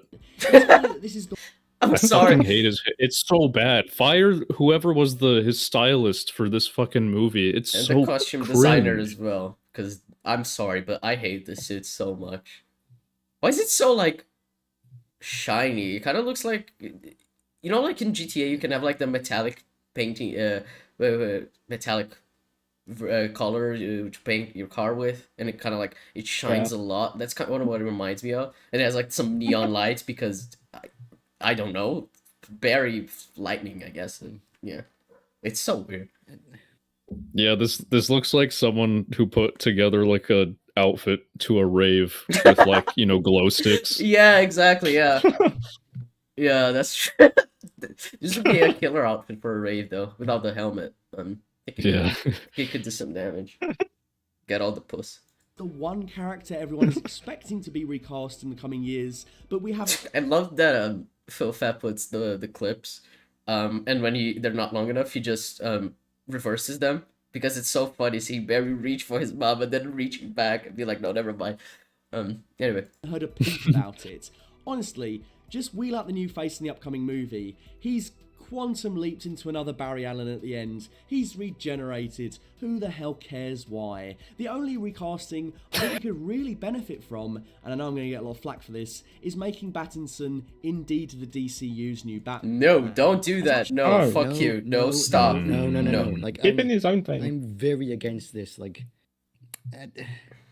part of like what makes the Batman so interesting is it is a standalone universe. It's its own thing. Like, yeah, I don't want to see this is Pattinson fucking fighting Darkseid. Just let him have his own personal villains, please. it's a very director focused thing. Like, this is gonna sound a bit pretentious, but it's a bit like how like 10-ish, 20-ish years ago, there was like just single standalone franchises like that sort of thing, which weren't connected. Oh yeah, it's like the cinematic Raimi universe. Spider-Man films, and then we had the Nolan It's like Batman that. films. It doesn't. Yeah. It doesn't have to be connected to anything, and like tying it to another universe. Just I don't want that. Yeah, Like, I saw it's like, sorry. Go ahead. because like it is a bit of a complicated situation on how to do Batman for DCU, but I guess we can talk about that later. But like, Pattinson should stay his own firm thing. Like everything with Reeves and stuff should be a very his vision. Like everything he wants to do. Like it shouldn't be touched by the new universe. Yeah, I saw a tweet earlier today. It was so stupid. It was like hot take, but people aren't tired of shared universes. They're tired of the MCU, version of shared universes where it's like very bland and everything is just the kind of same thing. And I think that's such a stupid take because I am tired of shared universes. I want Batman to stay in his own fucking universe, this version of Batman, to face like personal things. I don't want him to have to face fucking Darkseid in a movie with Superman and Wonder Woman because that just takes away from the personal aspects of this portrayal. If you do a portrayal like this that feels so much like that is a very personal character driven like exploration of who Batman is. I don't want to have I don't want him to have to face fucking Lex Luthor, like these characters are so much like not relating to his character that are focused on like, oh, let's focus on Superman more in this film or something like that. Like, sure, there are some shared universes that can work, which is why we're advocating for James Gunn rebooting the DC universe, so that he can do a DC universe that is interesting. But this take on Batman, the way it's been established, if you introduce him as part of the DC universe, it's just gonna feel so cheap. Like, you're gonna lose a lot of, like, potential, like, depth to his character, I think. Yeah, it's like, what makes this one so interesting is that it will be all about Batman. It won't be about tying into other stuff. Like you can face Batman specific villains, go into Batman specific conflicts. Like, and plus it's very much a deconstruction of the Batman character. Like the first one was deconstructing how Bruce is, how like he is like a loner in a cave who just can't function as a human. Like, and how he basically influenced his first major supervillain. Like, that's very much a deconstruction, which I guess you could try to like more in a cinematic universe, but it works better for a standalone franchise.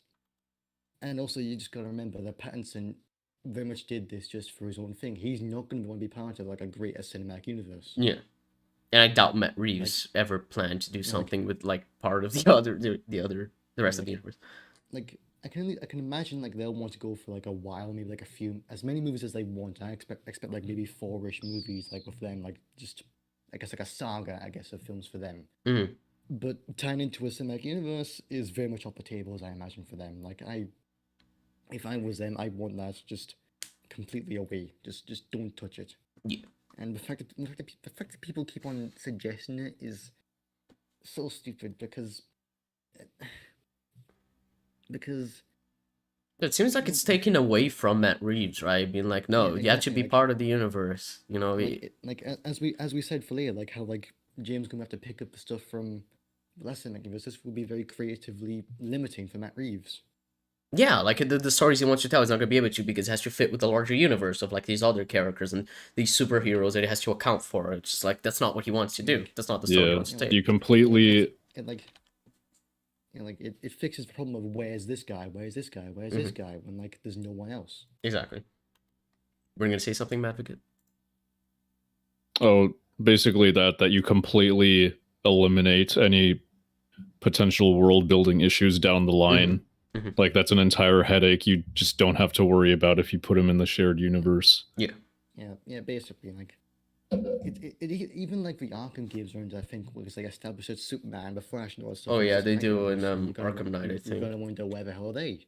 Yeah. For Justice League now exists in that universe, so now that with the Batman where they just completely cut it off and just say that none of that is happening, it's just a Batman story.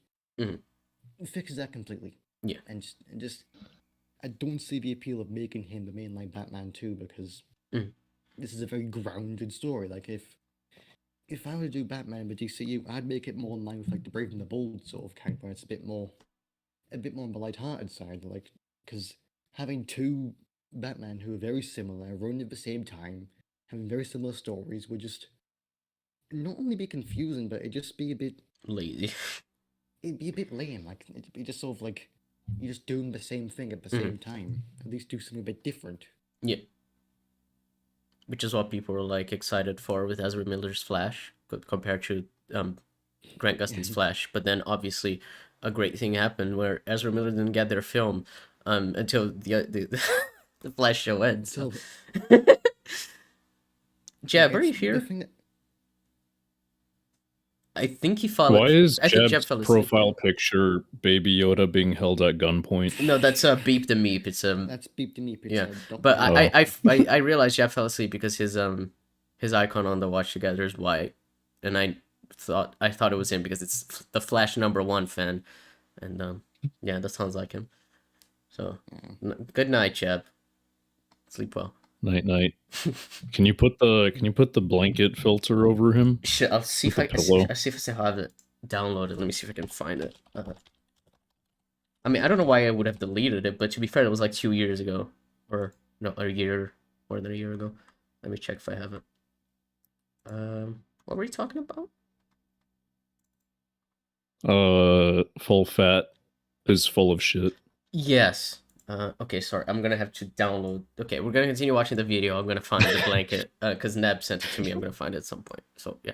Much as fanboys want Ben Affleck to return to the role, he's indicated many times that he doesn't want to do it. Unless his mind has changed recently and we don't know about it, there's nothing to suggest that Affleck wants to Batfleck. At that point, you're left with now he's talking about things that there's nothing to suggest. That something is possible. Now he's bringing that up. When this whole video has been like pretty much conspiracy after conspiracy. This whole video's been complaining that someone isn't going to be someone isn't going to be a role anymore, and now we're saying, "Oh, it's fair enough that you don't want to be in a role anymore." It's like, what? It's like they've been like, at least with Ben Affleck, it's fair enough. Like the guy's like entering his mid-40s. He doesn't want to be playing this very active role anymore, where like getting into shape for it almost killed him, and especially doing it in a new universe where he's playing an older Batman, and you want a younger Batman at least to, at least get to a more experienced one so far. Yeah. You just know that the guy's tired. He is so fucking tired from all this. He's with J-Lo now. I wouldn't want to do anything else if I was with her. Because James Gunn said he wants to get Affleck on to direct something. Like even Affleck approached him to say he wants to do something. So even if he's not going to be Batman, he's going to be at least doing something, which is at least a positive thing to come from it. Yeah. I'm still trying to find the pillow. Sorry. Making Keaton the new DCU Batman. I was gonna say, like, plus like the whole thing of like how like the Flash is gonna like phase him out. Apparently, it's still very confusing on what's gonna happen there. Yeah, it's just a weird double standard for him viewing Affleck and Cavill. Fuck, I'm getting all sleepy. Confusing move, casting an entirely new Batman which would be as exhausting as recasting Superman, or you could simply forge ahead with a great Batman series that's already established. I think people think that the Batman is too grounded to be in a wider world, but I've always found that to be a misnomer. Sure, it might be less fantastical than some comic book movies we've gotten over the past few years, but it is still absolutely larger than life and exists in a heightened world. Even a Batman movie like... Can you imagine Batman fighting Darkseid? Please. Yeah, there's a difference between Batman levels of fantastical and wider DCU levels of fantastical. Like, I found it. Sorry. I found it. People want characters like Clayface to show up later on, which apparently is going to be done. Which, hopefully by Mike Flanagan, please. I want that film to be done. Yes. Like, but like that's different to Batman going up with like characters like Superman who are aliens or like Darkseid. There's a difference, and plus, and as we said, it's not even just about like the grounded reality of it, or more, and also just like, oh, Jeff left the call. What's the point of me fighting it? Why didn't you tell me that he left the call? Oh, what? Fuck's sake! I'm gonna put it here. I wasn't watching the panel. Hold on, I'm gonna get Jeb's profile. That picture. motherfucker. Sorry, go on, Tin. You can put the filter on me. Oh, okay. You were saying I've that. always wanted it. You can sleep. Yeah. Was I say something? Yeah, you were saying something. Oh shit. Yeah, sorry. I got very distracted by Jeb abandoning us. I don't remember what I was saying. Oh yeah, the heightened reality of it. It's not just about that, but it's also how it takes away from Batman's, focus. You have him be in another universe because you have to like world build and do so much stuff that isn't necessary if you have just a world with only Batman. You can focus on the Batman story alone. Yeah, like that's like the fantastic part about this new sort of standalone stuff is that it's world building purely on Batman stuff. Like we're getting like a Penguin TV show, we're getting like maybe a Catwoman TV show, like we're getting all this stuff just for this one story. Like it's a very new and unique thing which we haven't seen for a long, long time, and like lumping it in with another cinematic universe is just gonna honestly make things more complicated and take away from the uniqueness. It just makes it yet another cinematic universe, which I really don't want because this is something really special.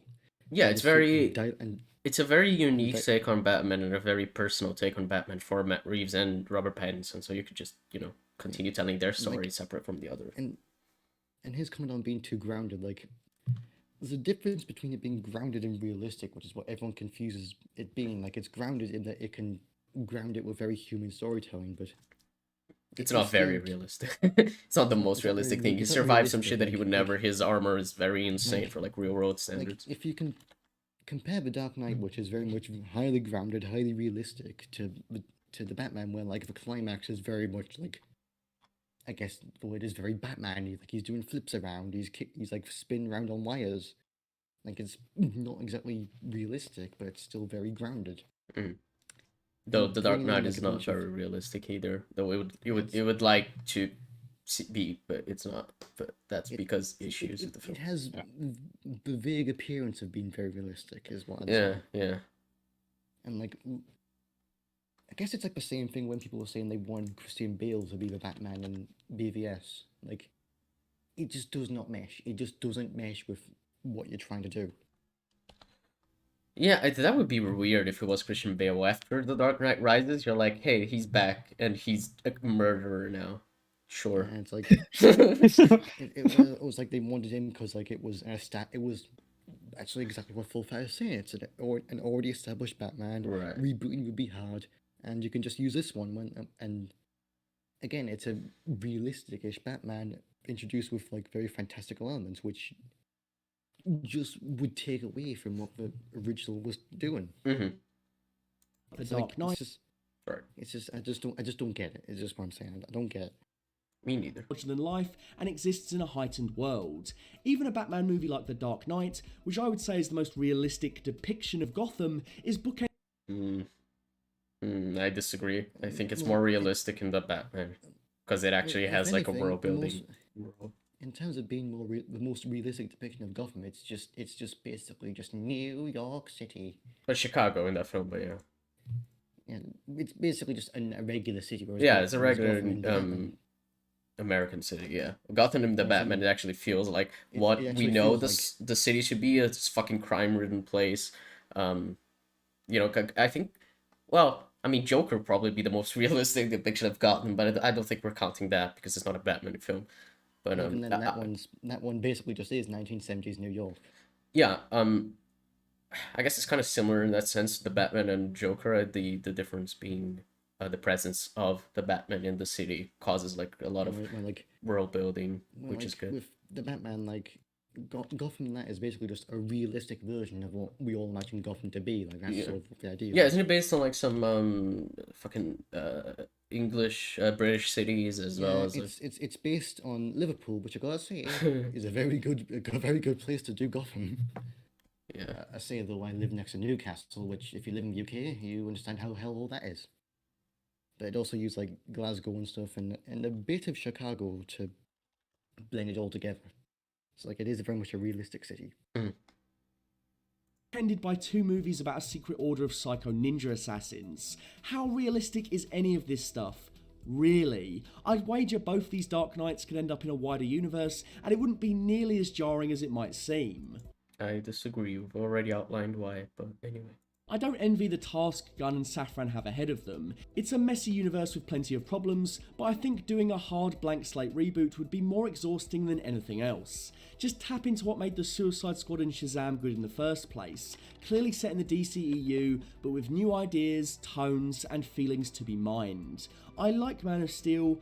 I don't like Batman v Superman. I like Zack Snyder's Justice League. 2 out of 3 ain't bad, and even in the one I don't like, Cavill stands out as stellar. I sincerely wanted to see him under the wing of some fresh blood, and it sucks that he won't ever get the chance. Imagine if the slate was something like a new Superman movie starring Henry Cavill, another fantastic entry from Matt Reeves and Pattinson, more Aquaman and Wonder Woman because that worked in the first place. I don't care about those two. I mean, so far, the only one I would actually want to see is the Batman film. But anyway.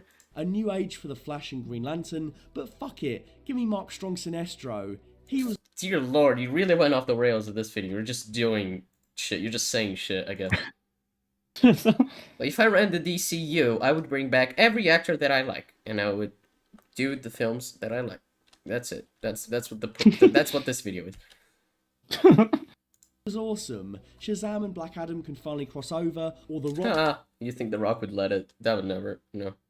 can become the Pebble, no negotiations. Peacemaker Season 2 and Suicide Squad 3 are coming. Gunn then gives us more obscure characters like Mr. Terrific and Booster Gold, gives Cyborg the reins to a version of the Teen Titans on the big screen. Ben Affleck is rumoured... Imagine that version of Cyborg leading the Teen Titans. That would be such a mess. I have no idea how you could actually do that. Isn't he like... How old is, what's his name? The actor? Ray Fisher. Let's see how old he is.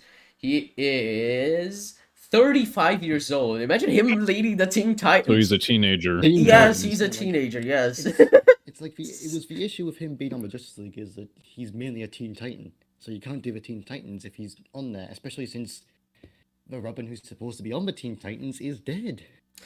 No, but you the see... middle-aged Titans. The middle-aged Titans.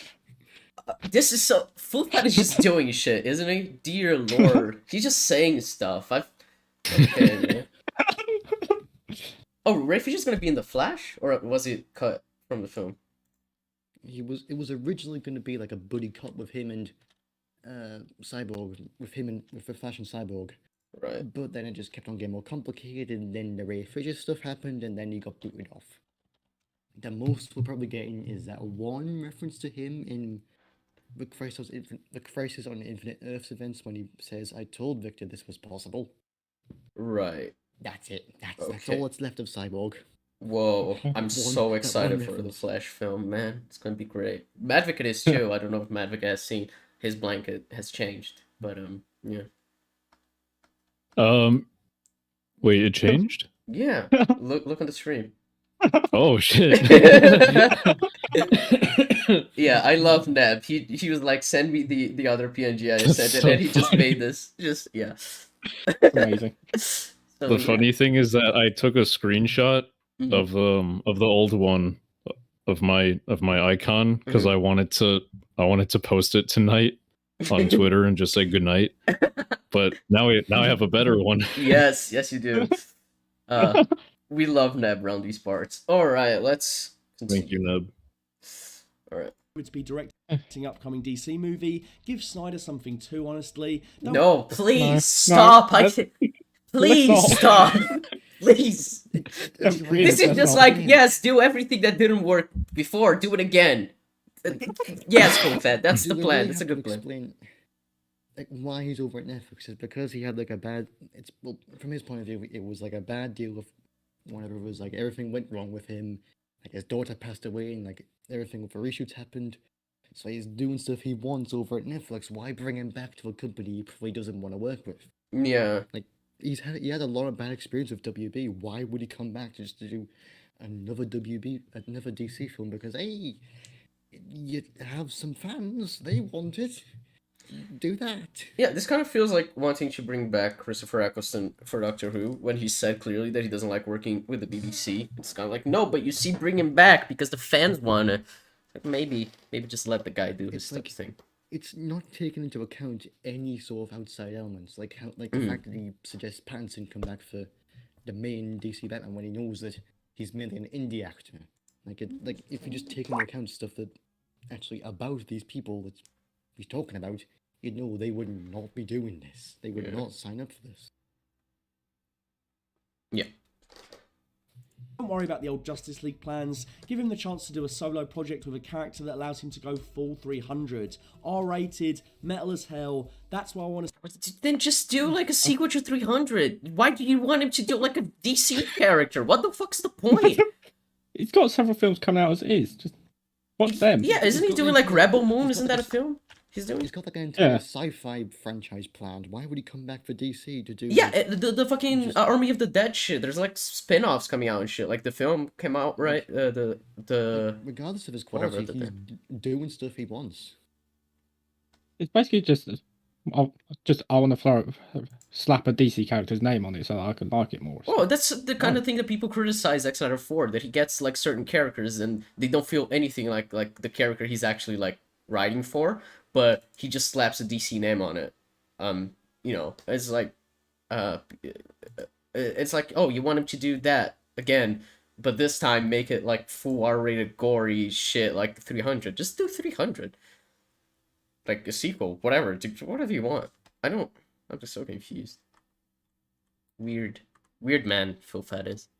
See from Snyder, and then who knows what video games set in this world might entail. That's one of the aspects of the new regime I'm most intrigued by. Recasting actors who have been hit with controversy and poor critical reception is... I mean, I imagine video games probably be like more unrelated stories for like the larger universe that don't require like characters from, you know, the movies to show up just because of like contracts shit. And you can tell stories about characters that are less known, but because it ties in with the larger universe, it makes it more interesting for people to actually want to be a part of that, you know everything there is to know about the universe, which is how you can market these games about like less known characters. Is what I feel they would do, is what I would do, and I think that's interesting. I like that idea. But I'm not sure. One thing, recasting characters who audiences enjoy is a needless and exhausting extra step to a cohesive DC universe on the big screen. Yeah, it's more cohesive to have the same actor play a character that play the same character but in a different universe. So yeah, that's definitely that's gonna feel very cohesive. I still have faith that we have some truly great DC stories to look forward to in the next couple of years, but I will always remember how disappointing it felt to say goodbye to most, if not all, of the Justice League. I will lament that we never got to see Zachary Levi and Cavill knock out Black Adam. I will be sore that Bloodsport never got to come face to face with the Kryptonian he almost killed. Why? What's the point? Did anyone ever actually care about like Bloodsport meeting Superman again? Was that ever a thing that people cared about? Because like this is the first time hearing of it, and I find it really baffling. Oh, I don't know why it's so honest. Interested in like the rumblings of a Bloodsport spin-off where like he maybe faces off with Superman, but like even then, I wasn't fussed if it doesn't happen. Well, Like, it just seems like fan fiction stuff. Like I don't care about this at all. Like why would this be interesting in any way? By this point, Bloodsport's like a good guy, right? So I don't get it. The cult was pissed that he shot Superman. They were like, "No, that can they never said happen." that you could never hit Superman because he has super speed. It's not like he could be caught, you know, fucking off guard. And it's a Kryptonian bullet, which means whatever. Who cares?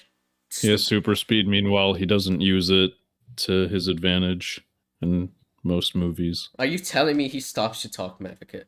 He would never. That would never happen. I've never seen a speech. Maybe I don't remember. He just straight up doesn't use it. That's frequently. True. I'm excited for when we get to Yo-Yo in Agents of S.H.I.E.L.D. You're gonna like her. She's a good speedster. They have an interesting limitation, which is where she gets her name from. You know, Yo-Yo is that she has to come back to the original place she was. So, for example, she can use her super speed to the length of like a heartbeat, which is what she says. Which is basically like she can use super speed for like 1 second, and then she just darts back to exactly where she was when she started using the super speed.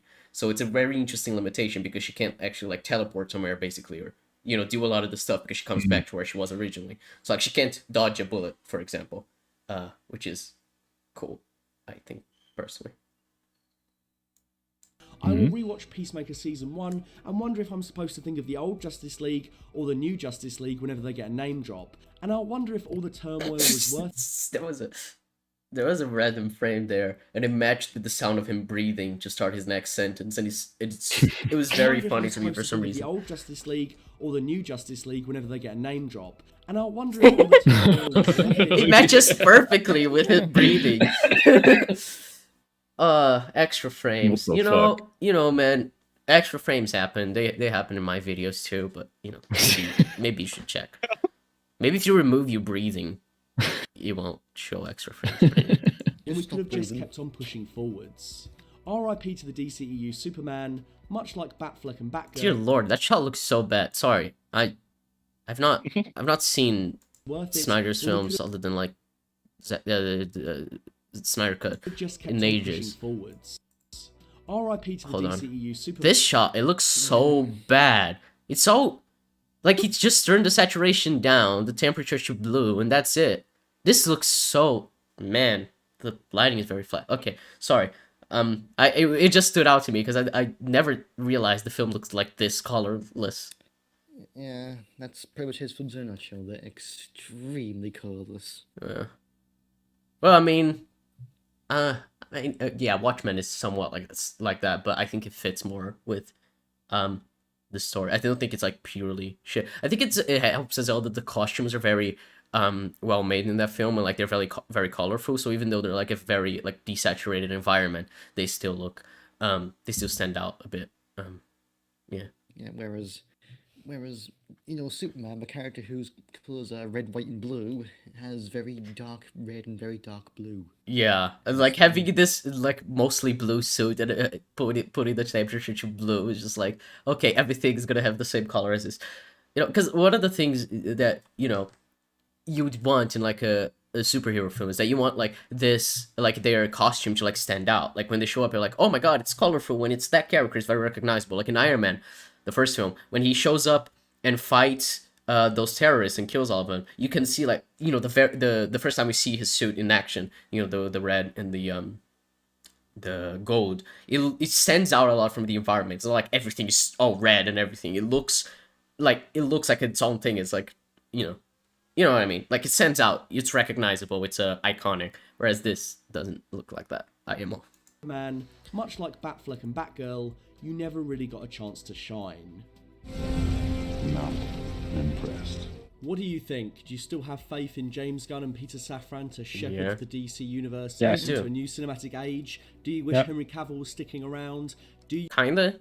I liked Henry Cavill, but I prefer him going than us getting like a shit version of this reboot. I said it before and I'll say it again. It is a massive shame that we're losing him. It is like an absolutely phenomenal shame that we have to lose him. But at the end of the day, it's a very necessary risk, a very necessary just choice. Yeah. Because he's very tied to like the last 10 years of controversial DC stuff. He was the face of Snyder's stuff, like which you very much want to distance yourself from as much as you can. And so having like that controversial face of the last series on for the next blank slate you're trying to do would just confuse more people and just make it. It would just be very confusing because like you'd think general audiences would think it's the same Superman when like you're trying to say no, it's a different one. And it's like, as good as Cavill was in the role and so much as he deserved a proper like outing, you just couldn't in the circumstances. It's not his fault, it's not James Gunn's fault, it's the fault of the last regime and the fact that it was the wrong place and the wrong time. I feel like the shame, it's not so much a shame that he's going because he has like had the role for 10 years.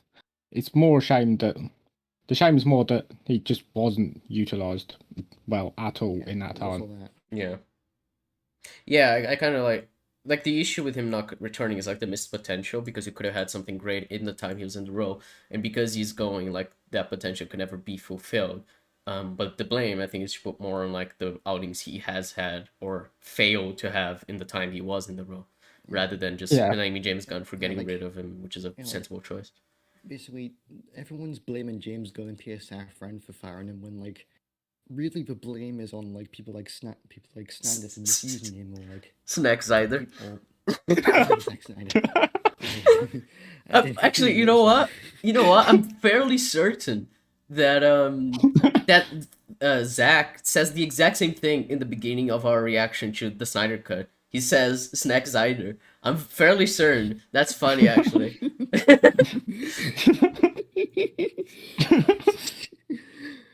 Yeah, it wasn't Zack Snyder. It was Zack Snyder who was to blame for it. Yes, that's his evil Yeah, twin, the Bizarro Snyder. Wait, did you just say it wasn't Zack Snyder? It's Zack Snyder. No, he's It wasn't Snack Zack Snyder. Snyder, it was- It sounded just like Zack Snyder. Well, that's To be fair, because my- you have no ears. I agree with my- Madvocate that the kissing scene would have improved vastly if they replaced Cavill with me. I understand simping for Amy Adams. I do the same. She's yeah. Mm-hmm. Well, I mean, yeah. Yeah. Yeah, that's true. Fucking Yeah, like- Tin was making a point. Sorry. Yeah, like the way that Snyder mishandled it is that his whole thing was it was gonna be Superman turning into the classic Superman we know, but he's evil for most of it, and he wears the black suit for most of it for no reason. Mhm. And even outside of that, there was plenty of opportunities to like do another movie, but it was a case of, I guess Cavill wanted like to be paid more, his agent wanted him to be paid more, and WB just had no idea what to do. They like were doing like the reboot where it was gonna be Michael B. Jordan and all that stuff, and like there was so many opportunities to use him, but it was just a case of misfire from the start, Mhm. and also like just not knowing how to utilize him. Yeah. It's really not James Gunn's fault because he didn't know how to utilize him because there was not much to really do now. Because like Cavill's nearly 40. He's getting on the roll. He can't do like a younger Superman story. He can't really do what Superman Lois is doing, where like he's playing the father figure, because there's no emotional attachment. We don't even know if he has a kid. So like, there's really nothing to do. It's like, No, you see, he's a it's child that it's really- Bruce's kid, and but Superman's gonna kill Batman yeah, in the oh my God, the I Nightmare forgot about that. universe. Yes, it's I all. don't know if that was still gonna happen, but my God, that was one of the worst ideas Yeah. ever. Zack Snyder's original plans for the rest of the universe after Snyder Cut were very very Yeah, fun. where Superman's son, Lois's son, was gonna be the next Batman. Oh Fuck, my I forgot God, that. this- Yeah. That was stupid. Like, you see why? Like, it's not on Cavill or Ben Affleck's fault. Yeah. It's just Well, it's the kind of the thing where guy like writing- even Philfat mentioned like the casting is usually on point. And I agree that Cavill and Ben Affleck were good. Like they were good versions of these characters in terms of like their acting, but like the writing really let them down. It's really sad. It's just that for both of them, they were perfect in the role, and when they shined, they really shined. But the thing is, they were just given the wrong stuff. Like Mhm. Superman, like Cavill could have been perfect as like a classic Superman, but instead he was given this Very dark version of this- Superman. This dark reboot, which was trying to make Superman cool because people didn't like him, and in doing so, this reboot was basically changed the public perception for the worse. Mm-hmm. Yeah, now people think that Superman is like the super boring character and everything, which is just like I think you thanks to achieved the this- exact opposite of what you wanted, Zach. Like, thanks to this, we've had so many evil Superman tropes. Like this, Injustice, even like the Oh yeah, Boys, Homelander, yeah. like Homelander, Brightburn, Batman, like, which is the James Gunn produced film, funnily enough. like thanks to this, we've had so many deconstructions of Superman, which is just basically they're evil. Yeah, which is fun. It's funny that he's very similar to Man of Steel because well, Yeah. you know, he's supposed to be a hero of Yeah, that film. It's a shame, but it really is for the better to move on and just try and make the best of this situation. It's really not Gunn's fault, and I really do hope he can, actually pull a good Superman reboot out of this. I do have faith. Daredevil, fucking hell, not Daredevil. Madvocate was talking about Daredevil in chat. He's not Daredevil. Yeah, he's not blind yet. But anyway, the point is, he's talking about Daredevil in chat. It reminded me of us talking about Charlie Cox earlier. And I personally think that what Kevin Feige should have done is bring back Ben Affleck as Matt, but keep Vincent D'Onofrio as Fisk, because I think that would be funny to have two different versions, so you have no idea what the fuck to think. That would be pretty funny. Do you think Jason Momoa will really be recast as Lobo of Aquaman? Do you think the other Leaguers are going to stick around? If any, let me know in the comments below. No, you let me know, Full Fat. You clearly have insider information. Pulling shit out of thin air. He has, but also he hasn't, because he's just speculating, and then he's like, see, I hate that they're doing this. And he's like, I don't actually know if they are doing this. So, yeah, very, very good video, very insightful, definitely helped a lot.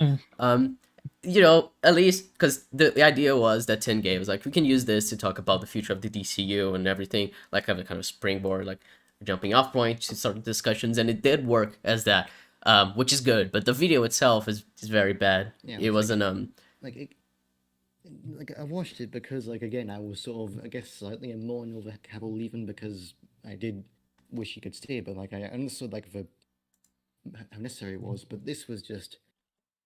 It was just whining. It just came across as whining that he's not. Well, whining without knowing what he's whining about. That's the idea, I guess. It's just saying, oh, he's not in the role anymore. What have you done, James Gunn? It's like, if you think about it for more than 5 minutes, it really does make sense. And while it's a shame, it makes sense. Yeah. It's like, it's just, you really should have thought this through, because like this comes across as very much, you know, shooting first, thinking about it later. Yeah, it's just a very rambly video. Especially when, even now, which is like a few weeks later, we still know nothing. We still know barely anything about what they're gonna do. Yeah, and I doubt we're gonna see much before like these films are currently gonna be released, like until after the release. Yeah, like he said that like they're gonna be announced like in like a few-ish, like a week or two, which. Yeah, James Gunn said he's gonna talk about a bit of the slate of 2022 of the DC moving forward, but not gonna talk about like every aspect of what they're planning. Like, just a few. I imagine like the first 3-ish, 4-ish years is a good guess, and even then, we still don't know everything, even just from that. So like, making all these assumptions, saying, oh, is it going to be a prequel? Is it going to be a reboot? Is it going to keep everyone? Just making all these assumptions right off the bat, especially when you can tell he's, well, obviously very emotional and pissed off about it. Mm-hmm. It's a recipe for disaster. What James Gunn said is, someone asked James Gunn, can you discuss the report from Variety in regards to Ezra Miller, the notion that your slate is only 3 years worth of projects? And then he said, I don't know what's out there about Ezra, but our slate is 8 to 10 years. We'll only be announcing some of it next month. So, yeah. Oh, yeah, it'll be 8 to 10 years back. I imagine it'll be like the first few-ish years of that slate. Which is I'd say that's a good guess. And to be fair, it's probably gonna start in like 2026, right? Because he's like writing the new stuff. He's like writing the new show. He's writing the new Superman film, and like just shooting is usually like a year before release, and then there's obviously like a year post-production. Considering he's still in the writing process, and then there's pre-production and everything. I doubt it's gonna be anytime sooner than 2025 when it's gonna start. My bet is 2026, just because, you know, give him like a year to write, a year pre-production, year shooting, you know, not a year of shooting, but you know what I mean, a year pre-production, then shooting, and then post-production, which is usually how it goes. So I doubt we're gonna see like anything that's gonna come out like really like now. Yeah, exactly. Like, I'm sorry, Neb said something that is fucking amazing. So Tin really thematically summed up the video with, it's funny you're mad about this instead of what you haven't heard yet. Because it's funny, because it's exactly what happened with Full Fat, because he was mad about what he hadn't heard yet, but he's mad about this. Oh my god, that's amazing.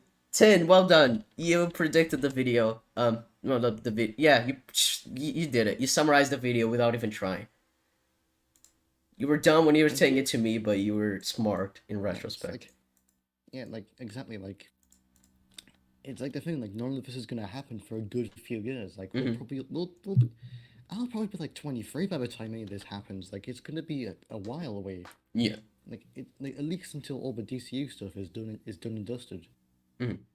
So like he's saying, is Peacemaker gonna be set in a new DCU? It's like no. I don't even. Yeah, I don't even know if Peacemaker is gonna like continue with it. Because like, surely, if I were James Gunn, I'd do a season 2 to like finish off the story, like genuinely just like end Peacemaker's arc, and that is it. Like you don't like touch this character again, and then you reboot the universe, and you don't need to care about that character anymore because his story's done. In the same way where like, if there wasn't the post credits, not the post credits, but the final scene of Daredevil season 3 with Dex waking up and seeing the whatchamacallit, the thing in his eye. His operation. Yeah, I mean the reflection on his eye of the cross hair. Is that it? No, it's not. But anyway, you get the point. Bullseye. Bullseye, thank you. Oh, it's the character's name. I'm retarded. Sorry. Anyway.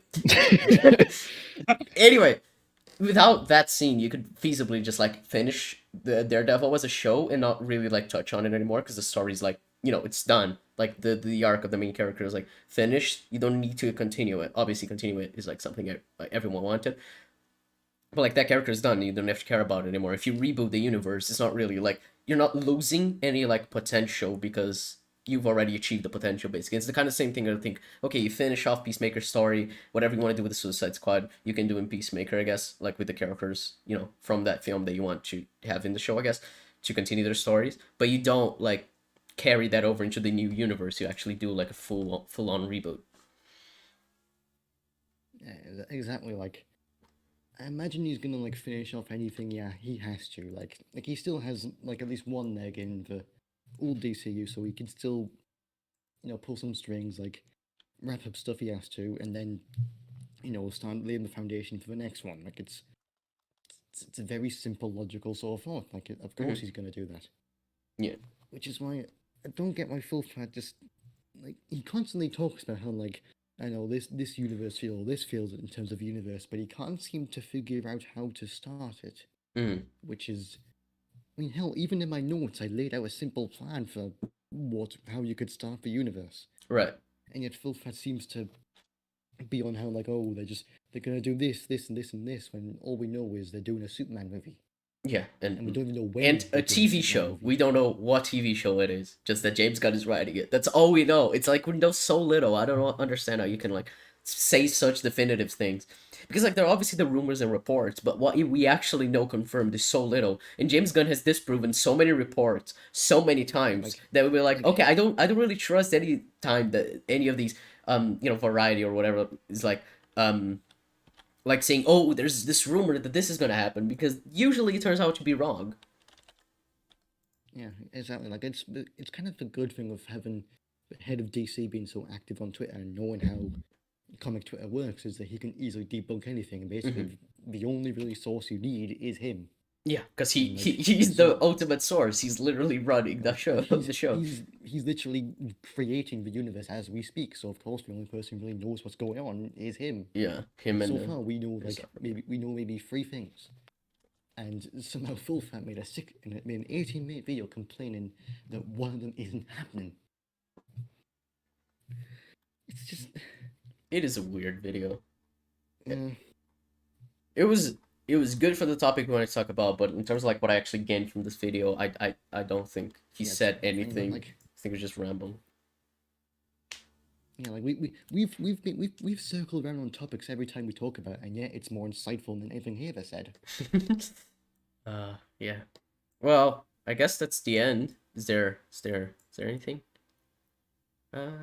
else needed to mention? I think we covered everything thoroughly. That should be everything. Coolio. Yay. Madvocate, thank you for not abandoning us, because I would have kicked you out of the Flash Season 9 reactions if you had. I mean, I didn't want to say to you to like put pressure on you. I wanted to be genuine. Now that I know you actually wanted to hang out with us, I know that you're okay for Season 9, thankfully.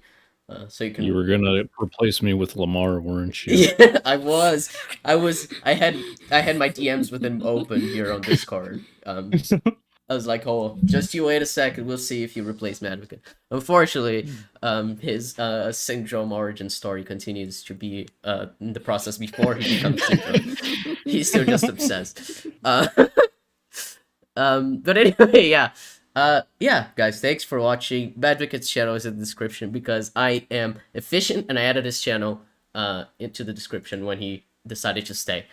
I think I'm gonna upload our reaction to the Flash trailer later this week as an ECUM extra, just to have like that separate, and just so people who actually care about what we have to say about the Flash know what we have to say. Well, so far until the seasons starts, which is in a month. Are you excited? I'm actually super excited. I can't wait. Watching Flash is super fun. Wait, it's in a month? Holy shit! Yeah, it's for February 5th, I think. The Flash season 9 release date. It's February 8th, so a month and 2 days. So very close, very close, very close. And I was trying to get the season 4 and 5 videos out before season 9 came out. That's definitely not going to happen. I don't know. Season 4 turned out to be a bigger piece of shit than I ever imagined. So now it's taking longer. Yeah, and also I'm sorry, but you plan to get both videos out? I mean, that's kind of not sure, Magic. That's suicide. Yeah, I don't know how you ever thought that would happen. When did you think the season would be releasing? Well, that like mid 2023, I guess. Right. Okay. That makes more sense. And if you had like half a year. If my situation, if my personal life wasn't shitty like last month, this was before like all of that shit happened. So yeah, that's true.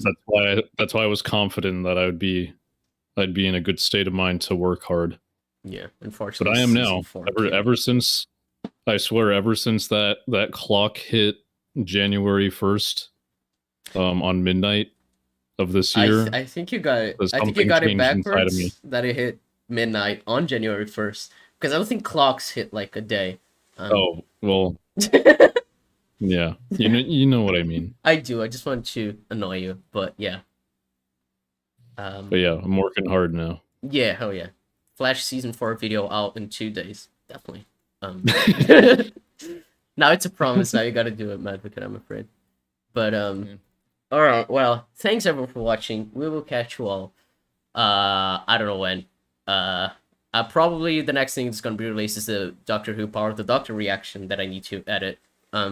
Yeah, I'll try to get that out this month. Other than that, I don't know when our next stream is gonna be, because Jeb's like busy and shit. It's weird. I don't know. He like has work. I don't know what that is. I just stay around all day. Yeah, like I stay at my house all day just playing FIFA. So I don't know what he's doing. But I'm not actually playing FIFA that much. I've been actually working on videos. But anyway, so I don't know where our next stream is gonna be. But yeah, I think Power of the Doctor, and then in February we get back with Flash, which is always fun. So yeah, we will catch you all when we do next time. So yeah, goodbye. Bye-bye. But Now it's time for Madvicket to go to sleep.